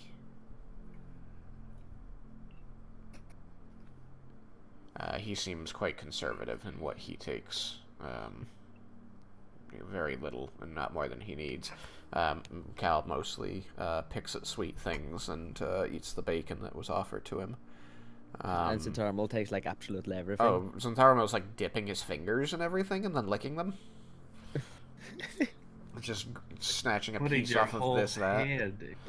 I imagine like sticks his fingers in like the bowl of ice cream I'm currently eating. Yeah. You're like, you put the spoon in, it's halfway to your mouth, and all of a sudden there's just a finger in the bowl. And it slowly comes out. He goes, "That's very cold." And then he sticks it in his mouth. I just shrug and keep eating because it's so good. Put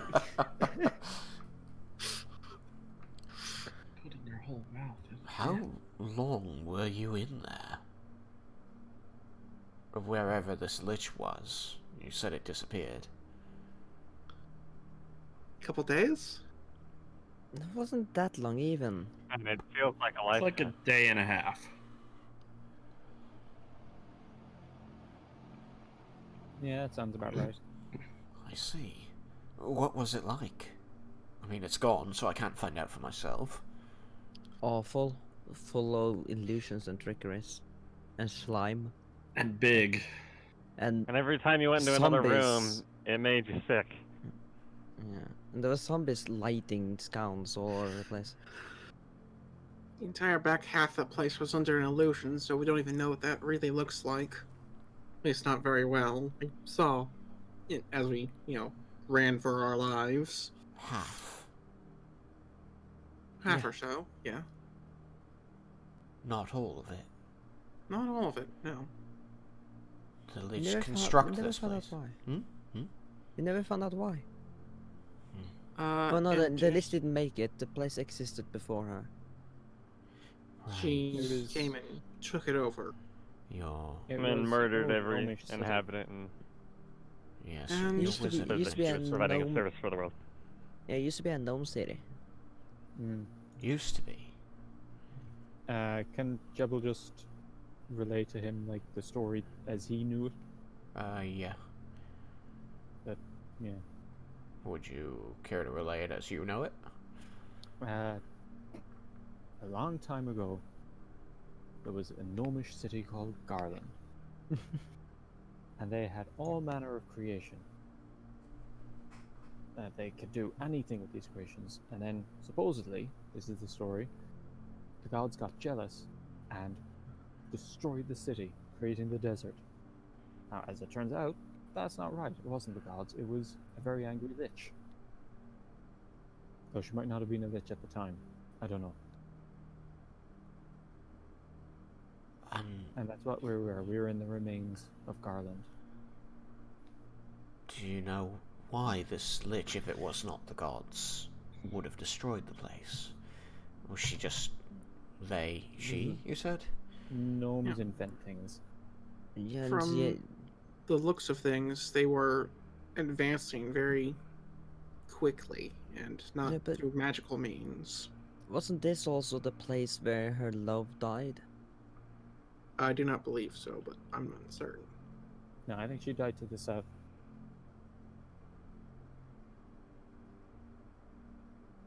Interesting.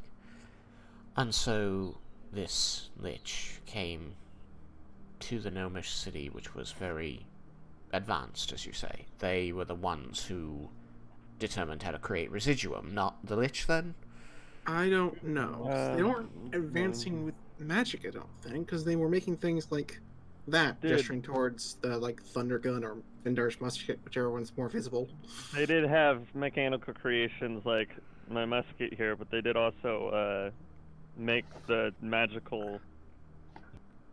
They made evil boomsticks. And they made the make loud magical noises. grenade things that we found.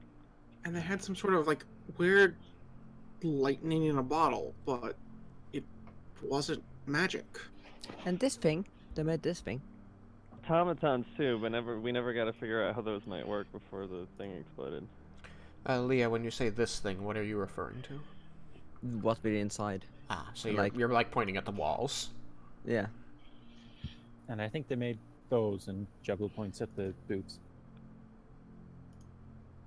They're the ones that made the messed up magic items that on these sort of helpful. And also the they're in the cart. The speaking things, like the boxes we can talk to each other from. Oh yeah. Right. I forgot we had those.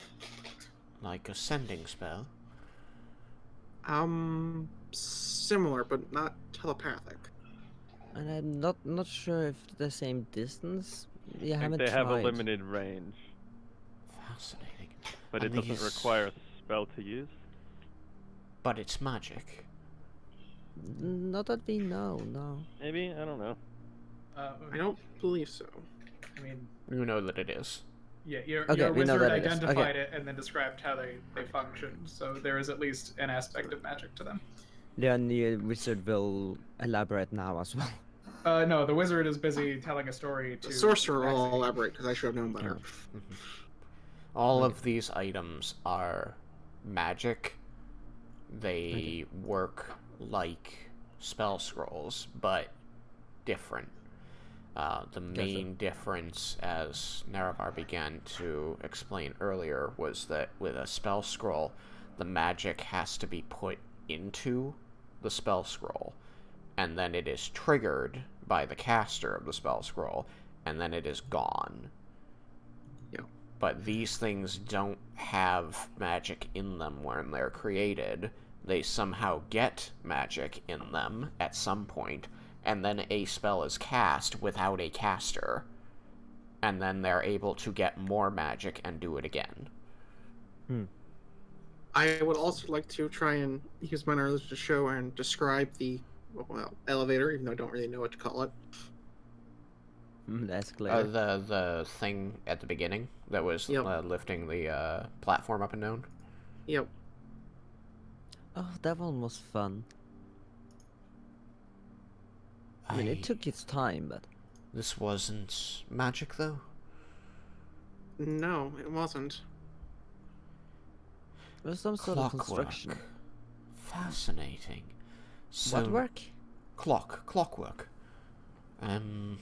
Gears and pinions and... Oh, like this, Jebel, do you still have those things? The what? Those tinkery things, those small mechanical things we picked up. The meat warps. Forgot that you had called them meat morphs. That's what Yukikaze called them. I just kind of think that Laromendis' ears prick up when he hears the word clockworks. I'm outside. But I yeah, don't know even how still, well sound is traveling. There's no magical full of barrier clockwork. here, so it's exactly as muffled as it would be through a wooden wall, a glass window, and a wooden door. Yeah, no, I A don't. tiny hut. No, Laromendis hears clockwork. He hears clockwork coming from like half a mile away. He hears heuristics, I even though nobody said it. I'm too engrossed in telling the story because I think somebody's talking I about clocks. promised to share the knowledge. Horology. What did you call me? If someone wishes to go and get Laromendis, then you can do that. But he can't hear well enough what's going on That's fascinating. with being distracted. So you're telling me that the gnomes of your world are the tinkers and inventors, and they found a way not only to master mechanical contraptions with clockwork, but they also created a shortcut on magic so that you can cast infinite spell scrolls without a caster. I didn't understand any of that, so I'm just gonna say yes. It would Maybe seem they were all so, killed 500 years ago. but the gnomes of today are reluctant to even mention this place. So I doubt Like him. any of them would. Well, not all pursue gnomes the are like course. Jebel. Jebel is unique. No, I'm a forest gnome. The rock gnomes would probably be all over this. Not any of the ones we found in town were. If it was mentioned, they usually, well, Climb up. yeah, clam up, left the area. Acted like they knew nothing. Jebel! Is it possible Sil? You can talk to Sil? I can talk to Sailor, yes. Can You've Zintharamil heard me talk to her Sil? before. I don't You're like know. both. You're both like Fey like creatures, yeah? Like from spirits from Feywild? Who, me? No, it's Sil. And Zintharamil. The one you call Syl, Zintharamil says from the bed, where he's still licking his fingers and trying bites of different portions out of the bag, is not from the Feywild. She is a natural spirit of Amaranta. Oh. Your material plane.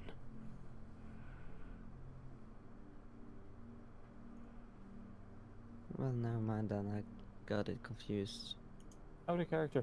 What clockwork things were you talking about? Before Larromen can continue, before Nerevar can continue, Zintharamil will look a little taken aback by Leah's response and say, "No, there's nothing wrong with the suggestion. Syl is a very fascinating and a good person as far as I can tell. Spirits go. She just isn't related to what I am. She may have similar convictions to mine, though. I think she is a valuable ally, but she is not from the Feywild."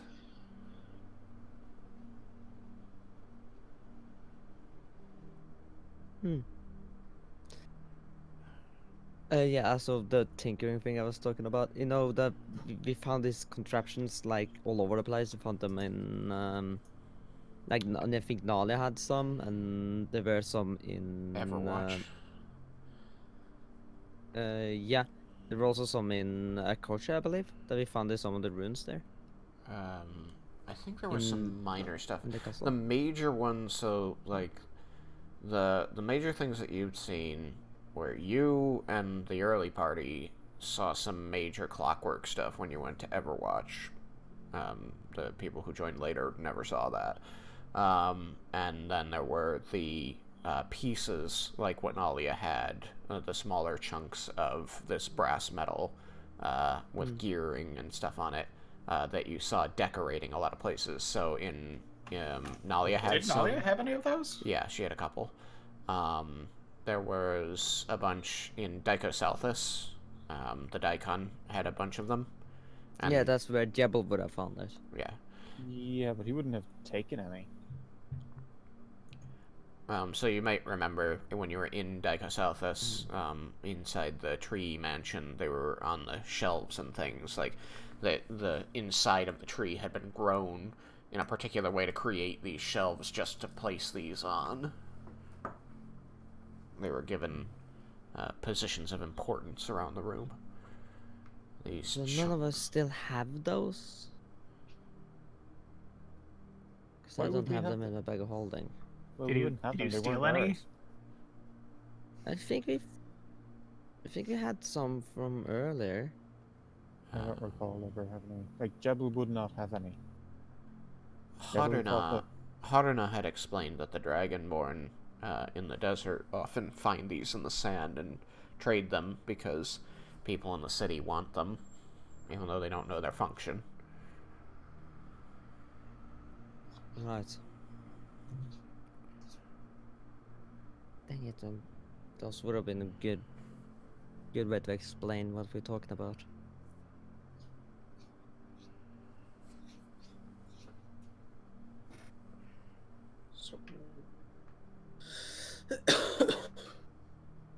So does Narvar have more to say, or may I ask a question? Narvar seems to be pondering over the information he's been given and absent-mindedly scratching Cal under the chin. Alright.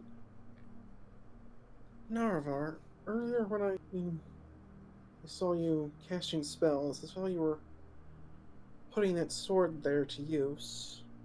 Is it magic, or do you have some particular way of casting with it? I'm just curious. It's rather unheard of here.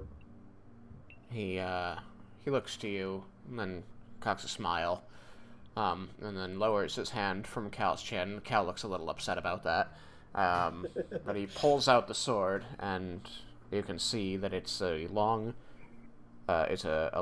thin, silvery blade of elven craft, with delicate curls of metal around the grip, forming a finger guard and cross guard, down curling onto the pommel where there is a crystal. The blade itself long and straight, and then very slightly hooked at the end, and etched with elven characters.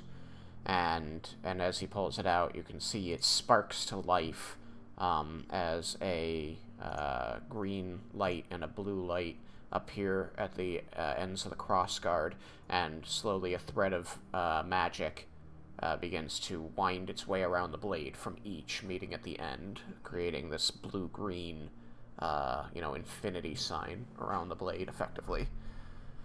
Says, this sword, as he seems to test its weight in his hand and then look to you, is magic. It's tuned to me, but that isn't what allows it to be used in spellcraft. And he kind of flips it and catches it by the blade carefully, and then offers it handle first to you. Alright, I will hold it, try and inspect it a little. Okay. As you take it from him, the sparks of magic immediately go out, and the energies that were entwining the blade fizzle away. Can I see what the Elven runes say? You can read Elven? Yep. I know. Common, Draconic, Elvish, Halfling, and Primordial. Okay. It appears to be a creed. It is an oath of devotion to something called the Spiral Tower, and speaks of how the wielder of the blade will stand in defense of the needs of the god Corellin until his death. Huh.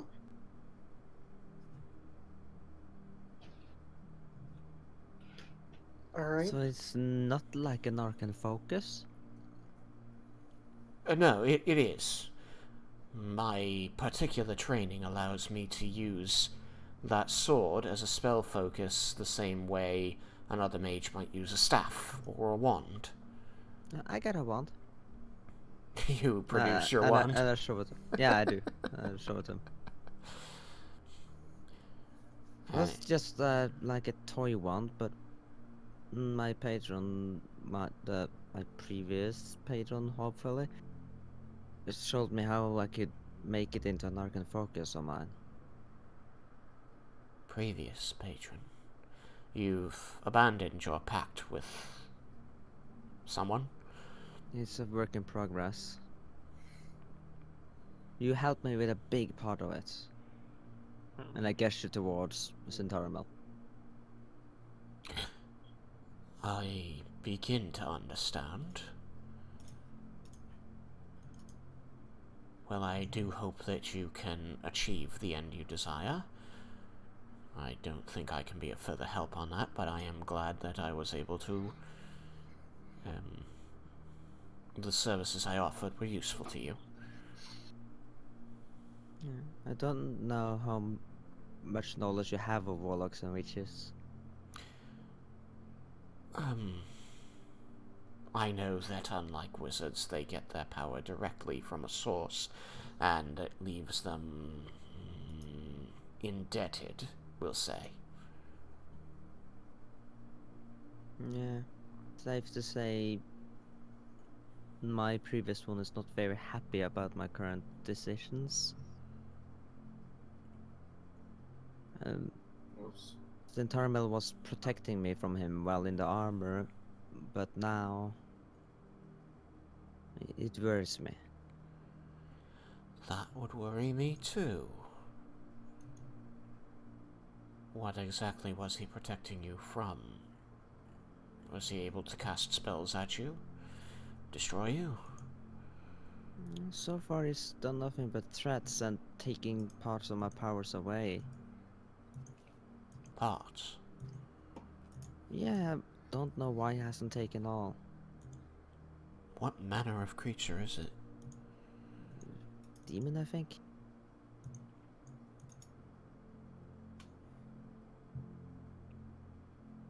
Perhaps sport? Perhaps what? Sport. Perhaps it is sport. Demons are... chaos. Demons Wait, you're are... saying that he's hunting me for fun? I wouldn't put it past him.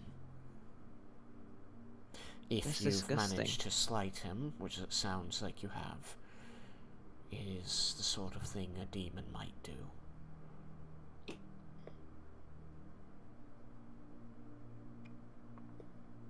The sooner I get rid of him, the better. Indeed. And at this, Zintharamil seems to finish shoving a piece of food into his mouth and swallow hard and says,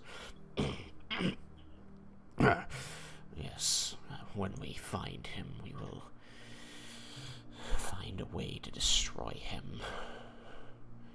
He has tried very hard to ruin Leah's life, and I will pay him back for that and everything he did to me.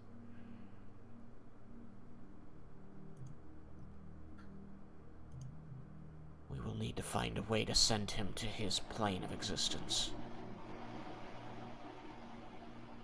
Anyone know the spell banishment?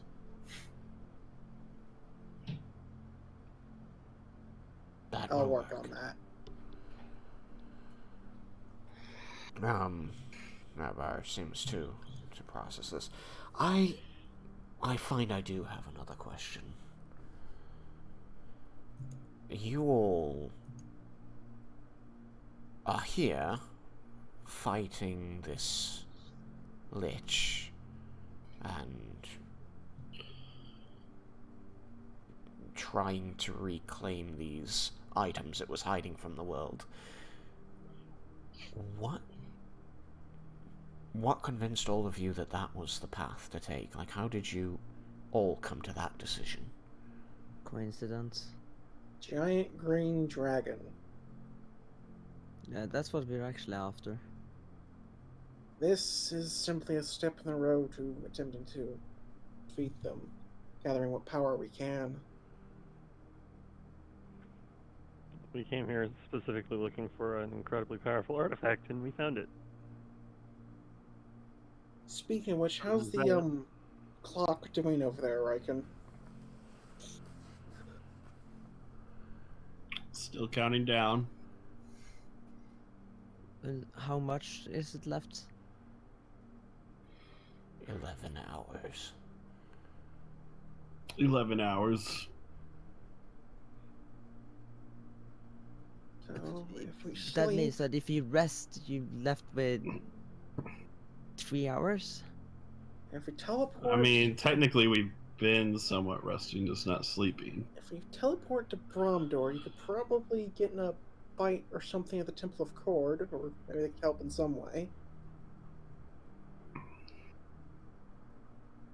Will a duel work? Or do you have to slay something? We don't know.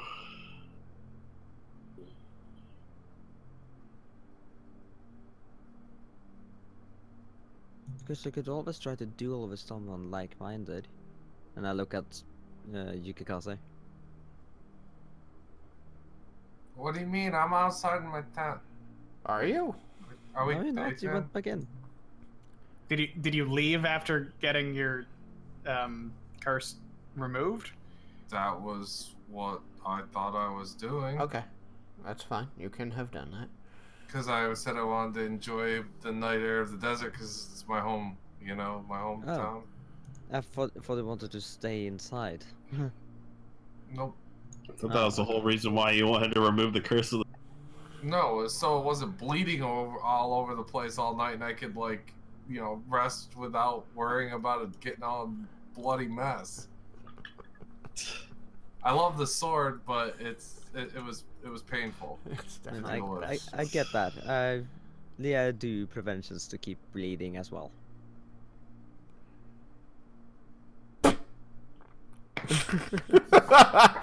Wow. Oh my gosh. I didn't hear that. I'm gonna guess I don't want to hear that. Woo! Okay. It's true though. So, you all just individually found out about this place and came here, or some of you anyway, because it sounds like some others among you were trying to find a way to fight a dragon. I heard that right? You wanted to fight a dragon? Well, it's either that or let the world die in the process. A dragon's gonna destroy the world? She's Yeah, we'll more be the like a size of it. dragon Really god? big ancient dragon. Ancient green dragon, one of the original children of Tiamat.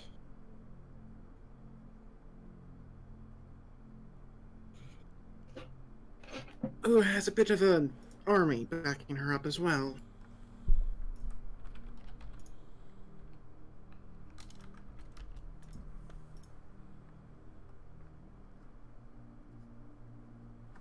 Wiped We destroyed one nation, inclined from the nation. sounds of it. Or at the very least, their capital. You're dealing with an ancient green dragon that has destroyed a city. And you believe it's going to bring about the end of the world. Yes. And you came here to seek an item with which to face it down. Yes. And the human Vendar was his name? That is my name, yes. What did you say? The country that she wiped out was the most magically inclined country we had. They were probably the most powerful. It was the nation of Dragonborn.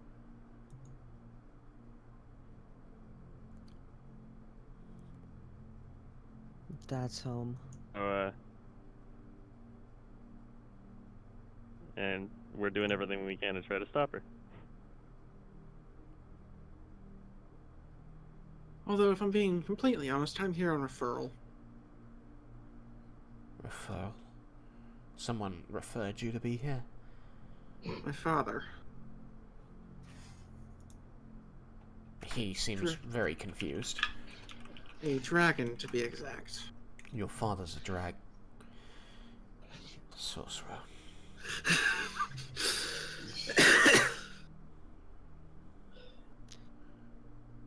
Me, on the other hand, I met this party after leaving home alone.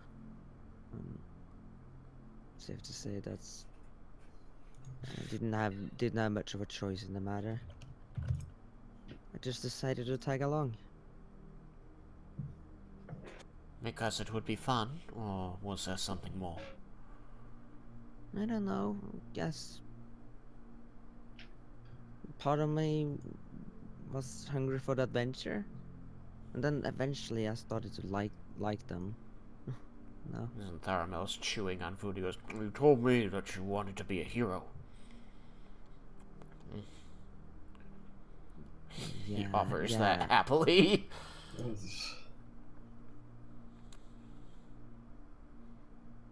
I just kind of hesitant to phrase it like that, but yeah. It's a good goal, Leah. Heroes are protectors. They keep people safe when there's danger. You should want to be a hero.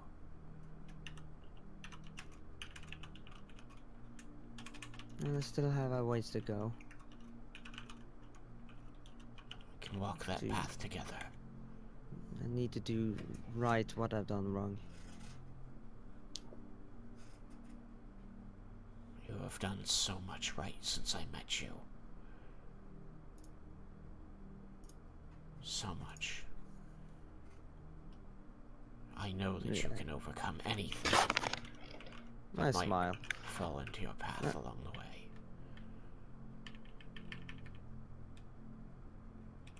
Had I power to grant you, know that I would.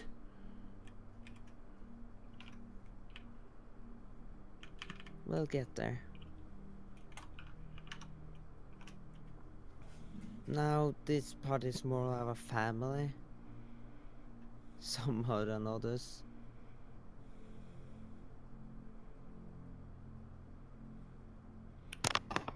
A family seems like something you might want to protect.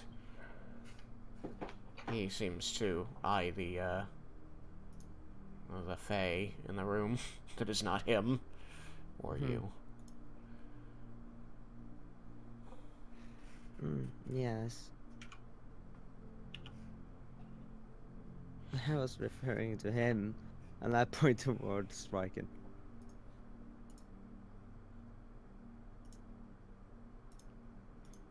Is he...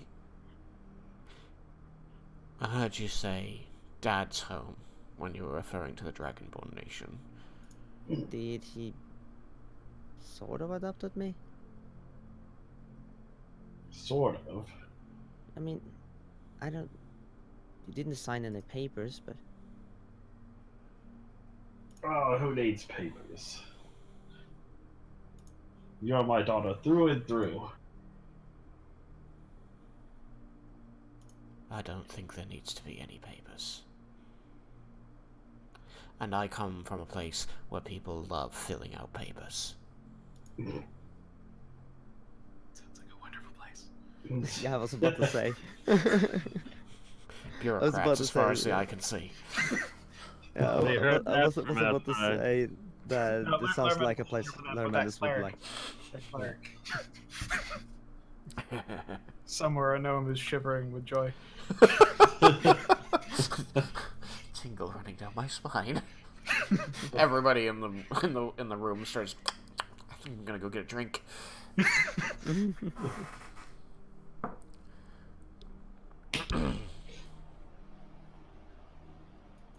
That sounds boring.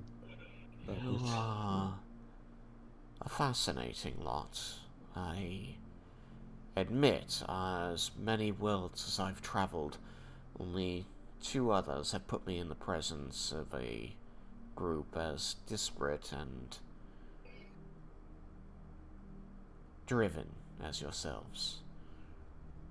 What were they like? troubled. They were very troubled. I did what I could to help them, but every world has to figure out its own issues. I am looking for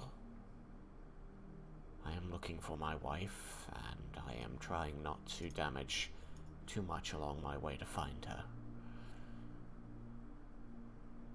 So, I will check the cities once I have access to the teleportation network. Your wife? Oh, maybe there's something I can do to help.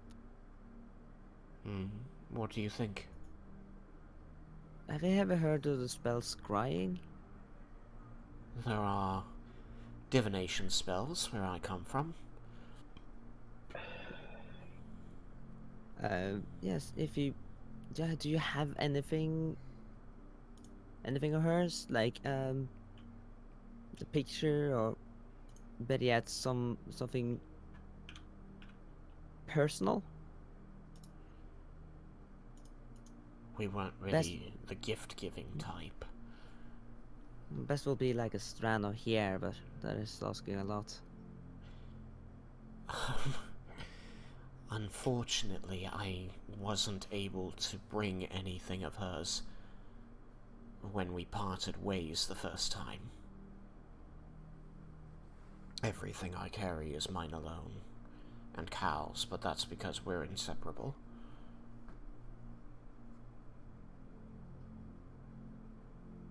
So you have absolutely... You are nothing? Not a picture or... Would that I did, but unfortunately when there was an unexpected circumstance, and I was suddenly no longer in possession of anything I formerly carried.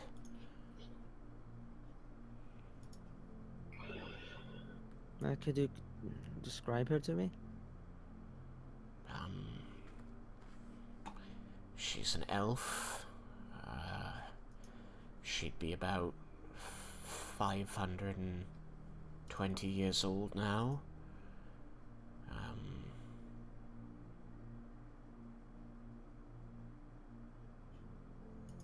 She has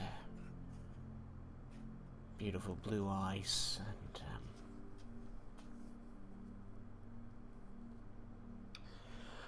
and she has blonde hair. He kind of like waving his hand next to his head, and like Cal's just like following the hand around with his face.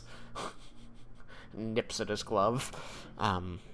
She usually wears it about down to her shoulder blades. And she wore this pendant of Corellin I gave to her. At least I imagine she still wears it.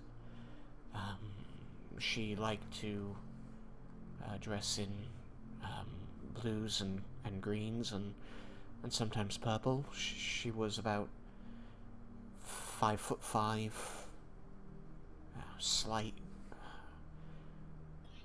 devastatingly beautiful. She had the most calming voice. When you spoke to her, you just sort of knew everything would be fine. Even when you were completely lost in a problem you thought was without solution. Just being near her would remind you that there was always a path to everywhere you needed to be.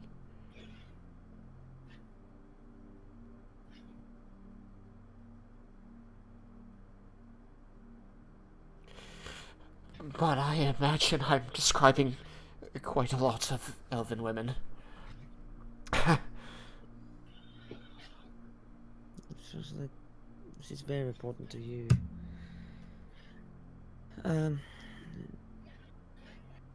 I'm taking out magic mirror.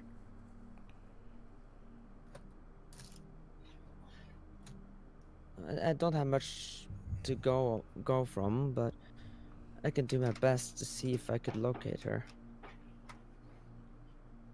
What more do you need? The Whatever I have. best would be a physical possession, but since you don't have those, In case I've missed it, has he actually ever mentioned her name? Yeah. yeah, he did that last time, but I forgot. He said when he first landed and said he was looking for his wife, he said her name was Lorana. Yeah.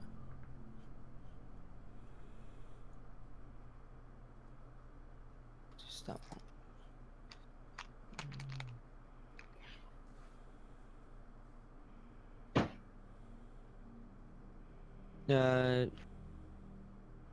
This did the information he gave me function because there's a piece in scrying that confuses me when it says connection likeness or picture.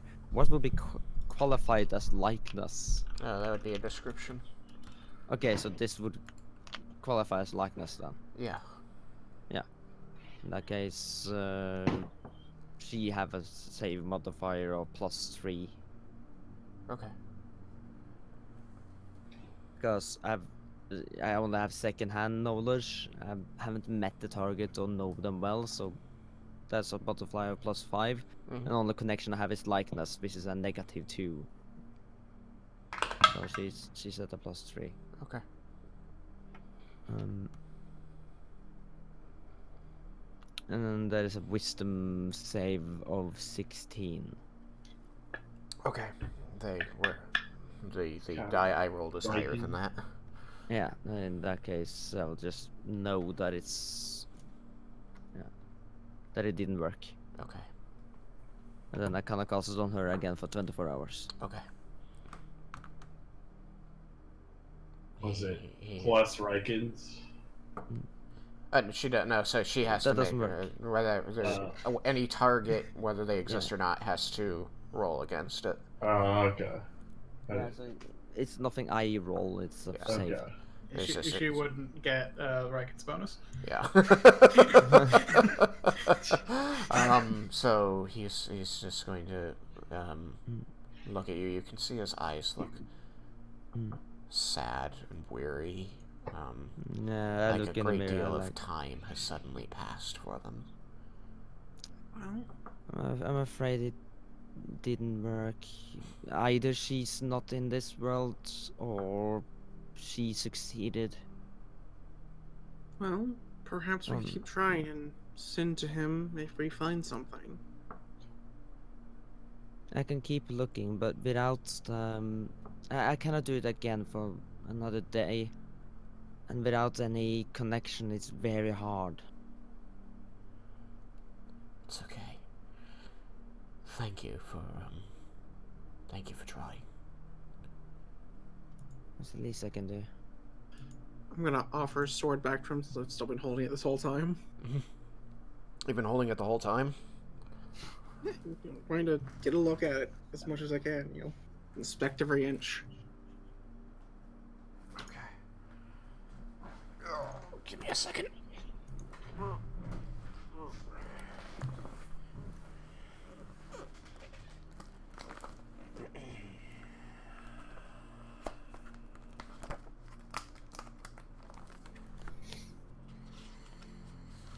Let's see here.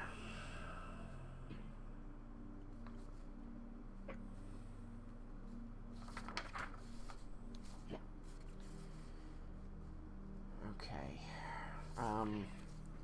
As you hold on to it during the conversation and inspect every inch of it, you gain a familiarity with the weapon, and it becomes more and more natural to your eye and in your hand.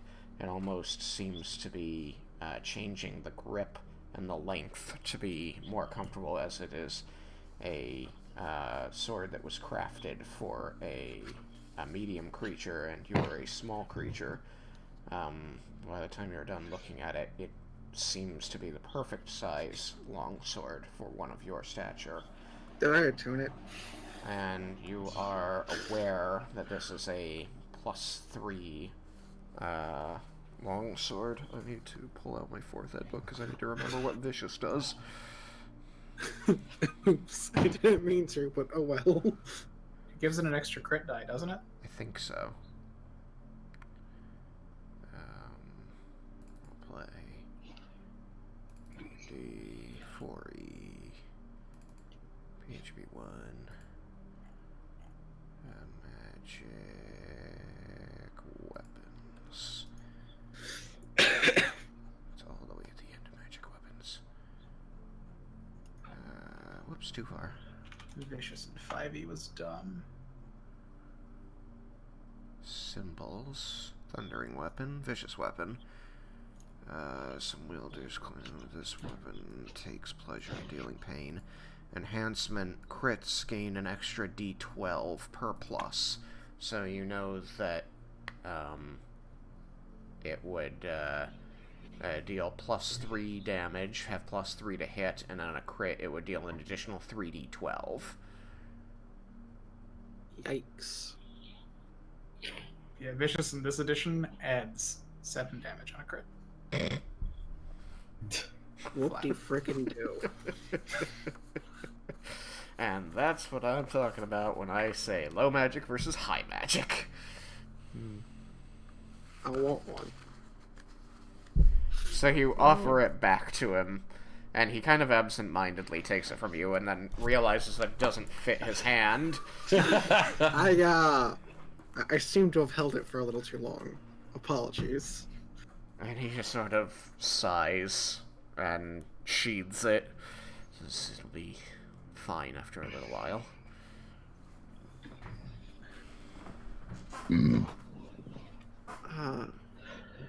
Would you mind answering another question or two? I like that it no longer fit his hand, so it's like... So you held it for a little too long, and it's like removing someone's butt print with your arm. Yeah. The most heinous of crimes. You sat away his butt print. How could you? He still looks a little distant, but says, "Sure, what do you want to know?" What's the spiral tower that those runes mention?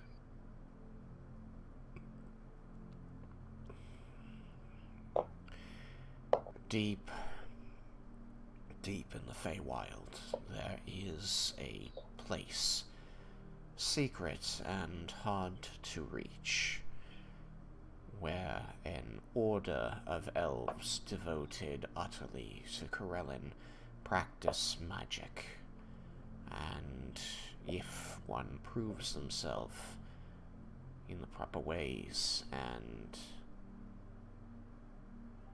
learns the skills of the order which they could be trained into,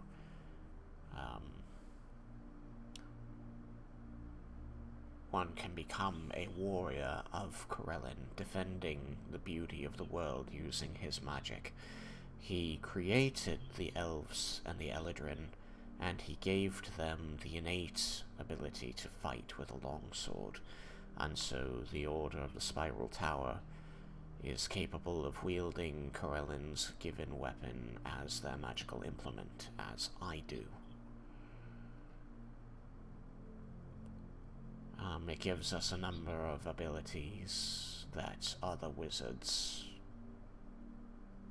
don't enjoy, but it's a different breed of wizard, I guess you could say. We're more direct in combat.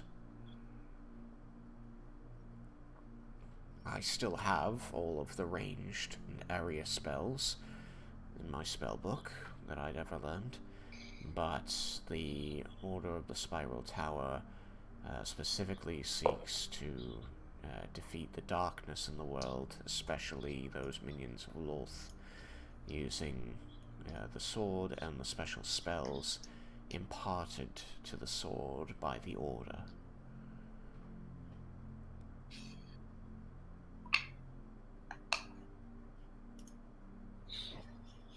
I doubt you will travel deeply enough into the Feywild in your lifetime to find them. But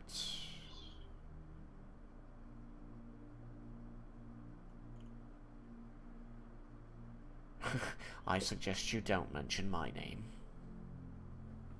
What did you do? Nothing to the Spiral Order.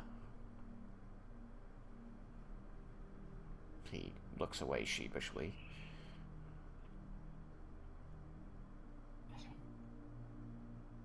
Then what did you... Excuse me. Then what did you do to Corelli? Or against him, I suppose I should say. Well, I might possibly, he vacillates, have disregarded a direct order to stop the agent of another god, and given the realm that he claimed dominion over back to that god. Huh. That sounds like a pretty big oops. Not at all. I mean, it's not like we haven't encountered worse. Leah fiddles with her fingers a bit. I raise an eyebrow at Leah. I don't recall us losing dominion of a place to, another deity's champion. No, you misunderstand. Every material plane in the multiverse is created by a particular god. And that god is unique to that world as its creator. The other gods, the ones you know as Corellin and Pelor and Sayanine, they are multidimensional, and they exist on nearly every material plane, simultaneously. The god that created the material plane is only present on that material plane. And so, Corellin and the other gods, in my dimension, had sought to destroy the god that created that material plane. And I stood in his defense against Corellin.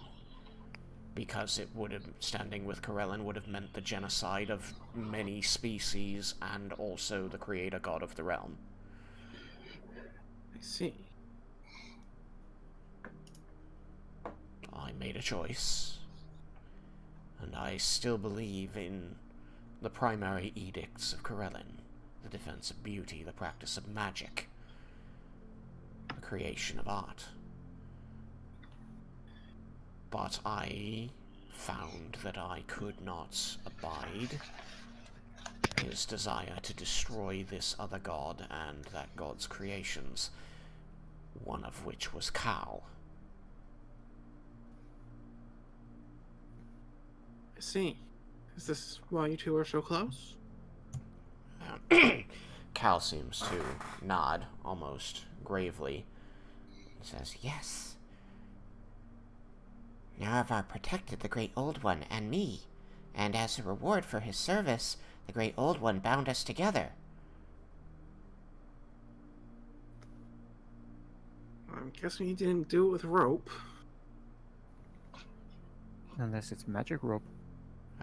The bird seems to dig around in Naravar's hair and pulls out a few locks, not by the root, but holds them up in his beak. And you can see as he holds them up that they catch the firelight in a strange way, reflecting a dazzling rainbow toward you. Huh. The Old One bound our life force together, because normally Cal would only live 30 years. Oh, that's not much. How old are you?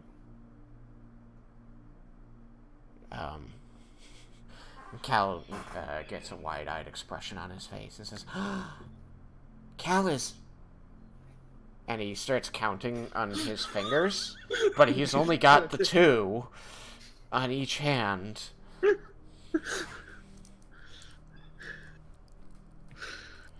Oh boy.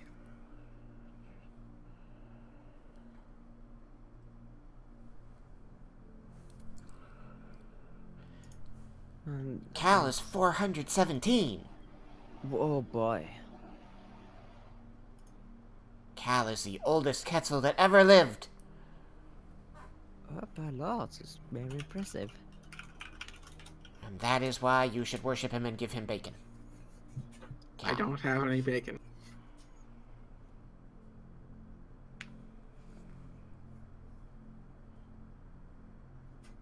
Oh.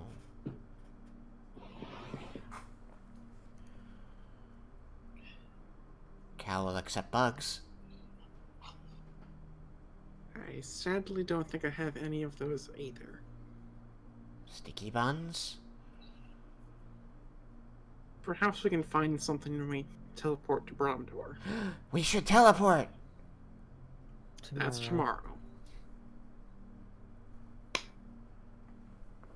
Oh, we must rest. I think we're all of us are still tired after this day. Which reminds me, it's fine if you want to keep wearing the bracelets, but the powers are run out. How'd you even... Zintharamil slurps some noodles and says, yes, my power ran out some time ago.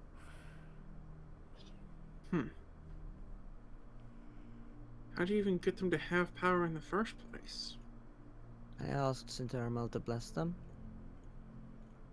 I channeled some of my power into them. It was a very taxing process, but I was capable of making an item that would protect your mind in times of dire need. Well, for that I thank you. With a price. A small price to pay. The armor was somewhat less effective while I was doing that because my power was drained. But now I am free of the armor. I can find new ways to protect people. Indeed. That does bring a question to mind. Is the armor just armor now? Or does it still have any magic of its own? It's way weaker for sure, but it's still magical. Likely it was imprinted with some of my power. Some echo of myself left behind. I can still use one of the spells from it. Because since I'm attuned, I know what it does, right? Mm-hmm. Yeah. Which one's that? The one where I clone myself. Oh good, that was an interesting one. And it protects me a little less. Not to mention that I no longer feel that warmth. But I guess that was you. I will find other ways to convey my feelings to you, Leah. Well, now I can see you. That does a lot. And I can see you. I've not been able to do that before. Well, do I meet your expectations? You're beautiful. No, I blush. Stop it.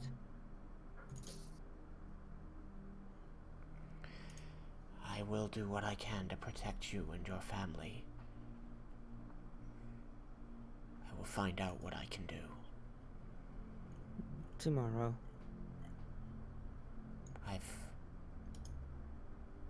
I've not slept in 70 years.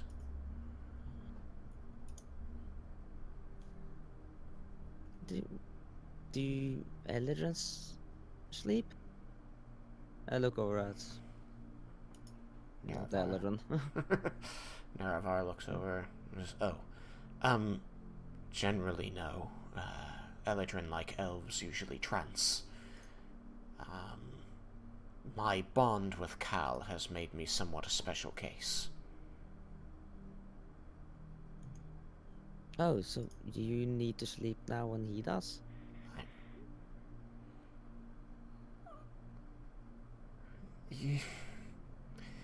I don't know if I need to, but it is very difficult to avoid doing. Interesting. Even beginning to trance usually ends up with me dreaming and falling asleep. So I've stopped really fighting it. Sleep is actually quite wonderful, and it gives me an excuse to get comfortable. I was found curious why that thing that elves don't need to sleep. That why I didn't get any of that from my biological father. I do not know why half-elves sometimes inherit some traits and not others. I'm also not entirely certain what it is about elven biology that makes it so we don't usually need to sleep. I think we just run cleaner than other races. Something to do with the diet and the way we expend energy. That is way more than I know. I've done quite a bit of research into Corellin and his creations, and there's reasons for making them certain ways. I don't even know my biological father anyway. Don't know how he looked like or what his name was. Or if he's even alive. I usually don't even think much about it. Well, you've got that ability to scry now, if you've got anything of his, he offers, smiling a little. No. I mean, my mother died giving birth, and I was immediately given to an orphanage. My father was nowhere to be seen, so now I don't have anything of his. I don't know anything about him. I'm very sorry to hear that. It's fine. I got a new father now. I have seen. I don't know what kind of person either of your parents might have been, but I can tell you, if it will help, that I loved my father, but he had a very hard time being there for me when I needed it the most. And given a woman who was my mother and her societal needs, there were many times when I wished to have his help more. What I learned through my 100 years of living with them is that sometimes it's better to just rely on yourself. Perhaps that sounds a little harsh. I am simply saying that your parents don't define you, and it's okay if you don't really know them. If there isn't a way, that isn't your fault. Well, I'm glad there's truth in that. I look over at Wendar.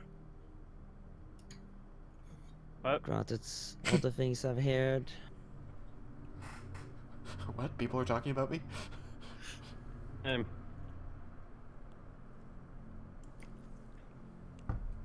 In any event, unless there was any further questioning you had, Cyrus, I think that everyone here could use some sleep. I can't think of anything at the moment, but I'm sure there'll be more in the morning. Of course. Well, I'll be on this bed. He kind of lays back, and Cal flutters onto his chest. By the way, well, like, what source of lighting is it in this hut? Primarily it's the fireplace, but there's also a few candles lit, hanging in little candle slot, sconce things. Yeah, classic, bedside lighting. So do they have like this lock thing that they used to have? Lock? Yeah, old like bedsides, candles or lanterns tend to have uh, this like head sort of that it could flip over the candle itself to Oh, yeah, okay. Does it have the snuff it out. cap that allows you to Yeah, douse the it? cap, yeah. Yeah. The bedside ones, yes. Yeah. I would light one of those and I would start writing in my diary before going to bed. Okay. You notice that as he lies there, he takes out his spell book and begins writing in it. The Eladrin. Zintharamil finishes whatever food has not been eaten by anybody else and then lies on the bed, patting his stomach. Okay. I think that's good for tonight, given the time. Yep. Mm-hmm. Can I get inspiration? For attuning somebody else's magic item. No, I'm very, very inquisitive. Yeah. If that is one of your bonds or flaws, yes. Well, the closest thing would be flaw. I'm easily distracted by the promise of information. Sure. Alright. Then you go to sleep. We end the session. Everybody... I'm over there doing, like, snow angels on my bed. Everybody can take 600 experience. Woo! Snow angels just without the leg bit because you don't want to move your legs. Of course. Those haven't moved at all since those boots came off. Weird.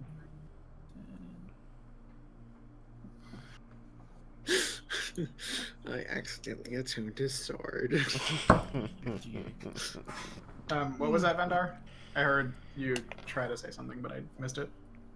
Nerd experience. 600? That's it. That's correct. Yep. Okay, it's good. Yeah.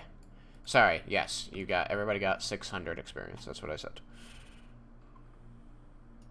How close is it? Was it 85,000? Alright, I'm on the bed. Good night, guys. Good night, Malachi. Alright. Thank you, everybody, for joining. Sorry for the late start. That was very frustrating. Yeah, nothing you can do about it, though. No. See if anything. Yeah, if you would need to add the chat or something like that into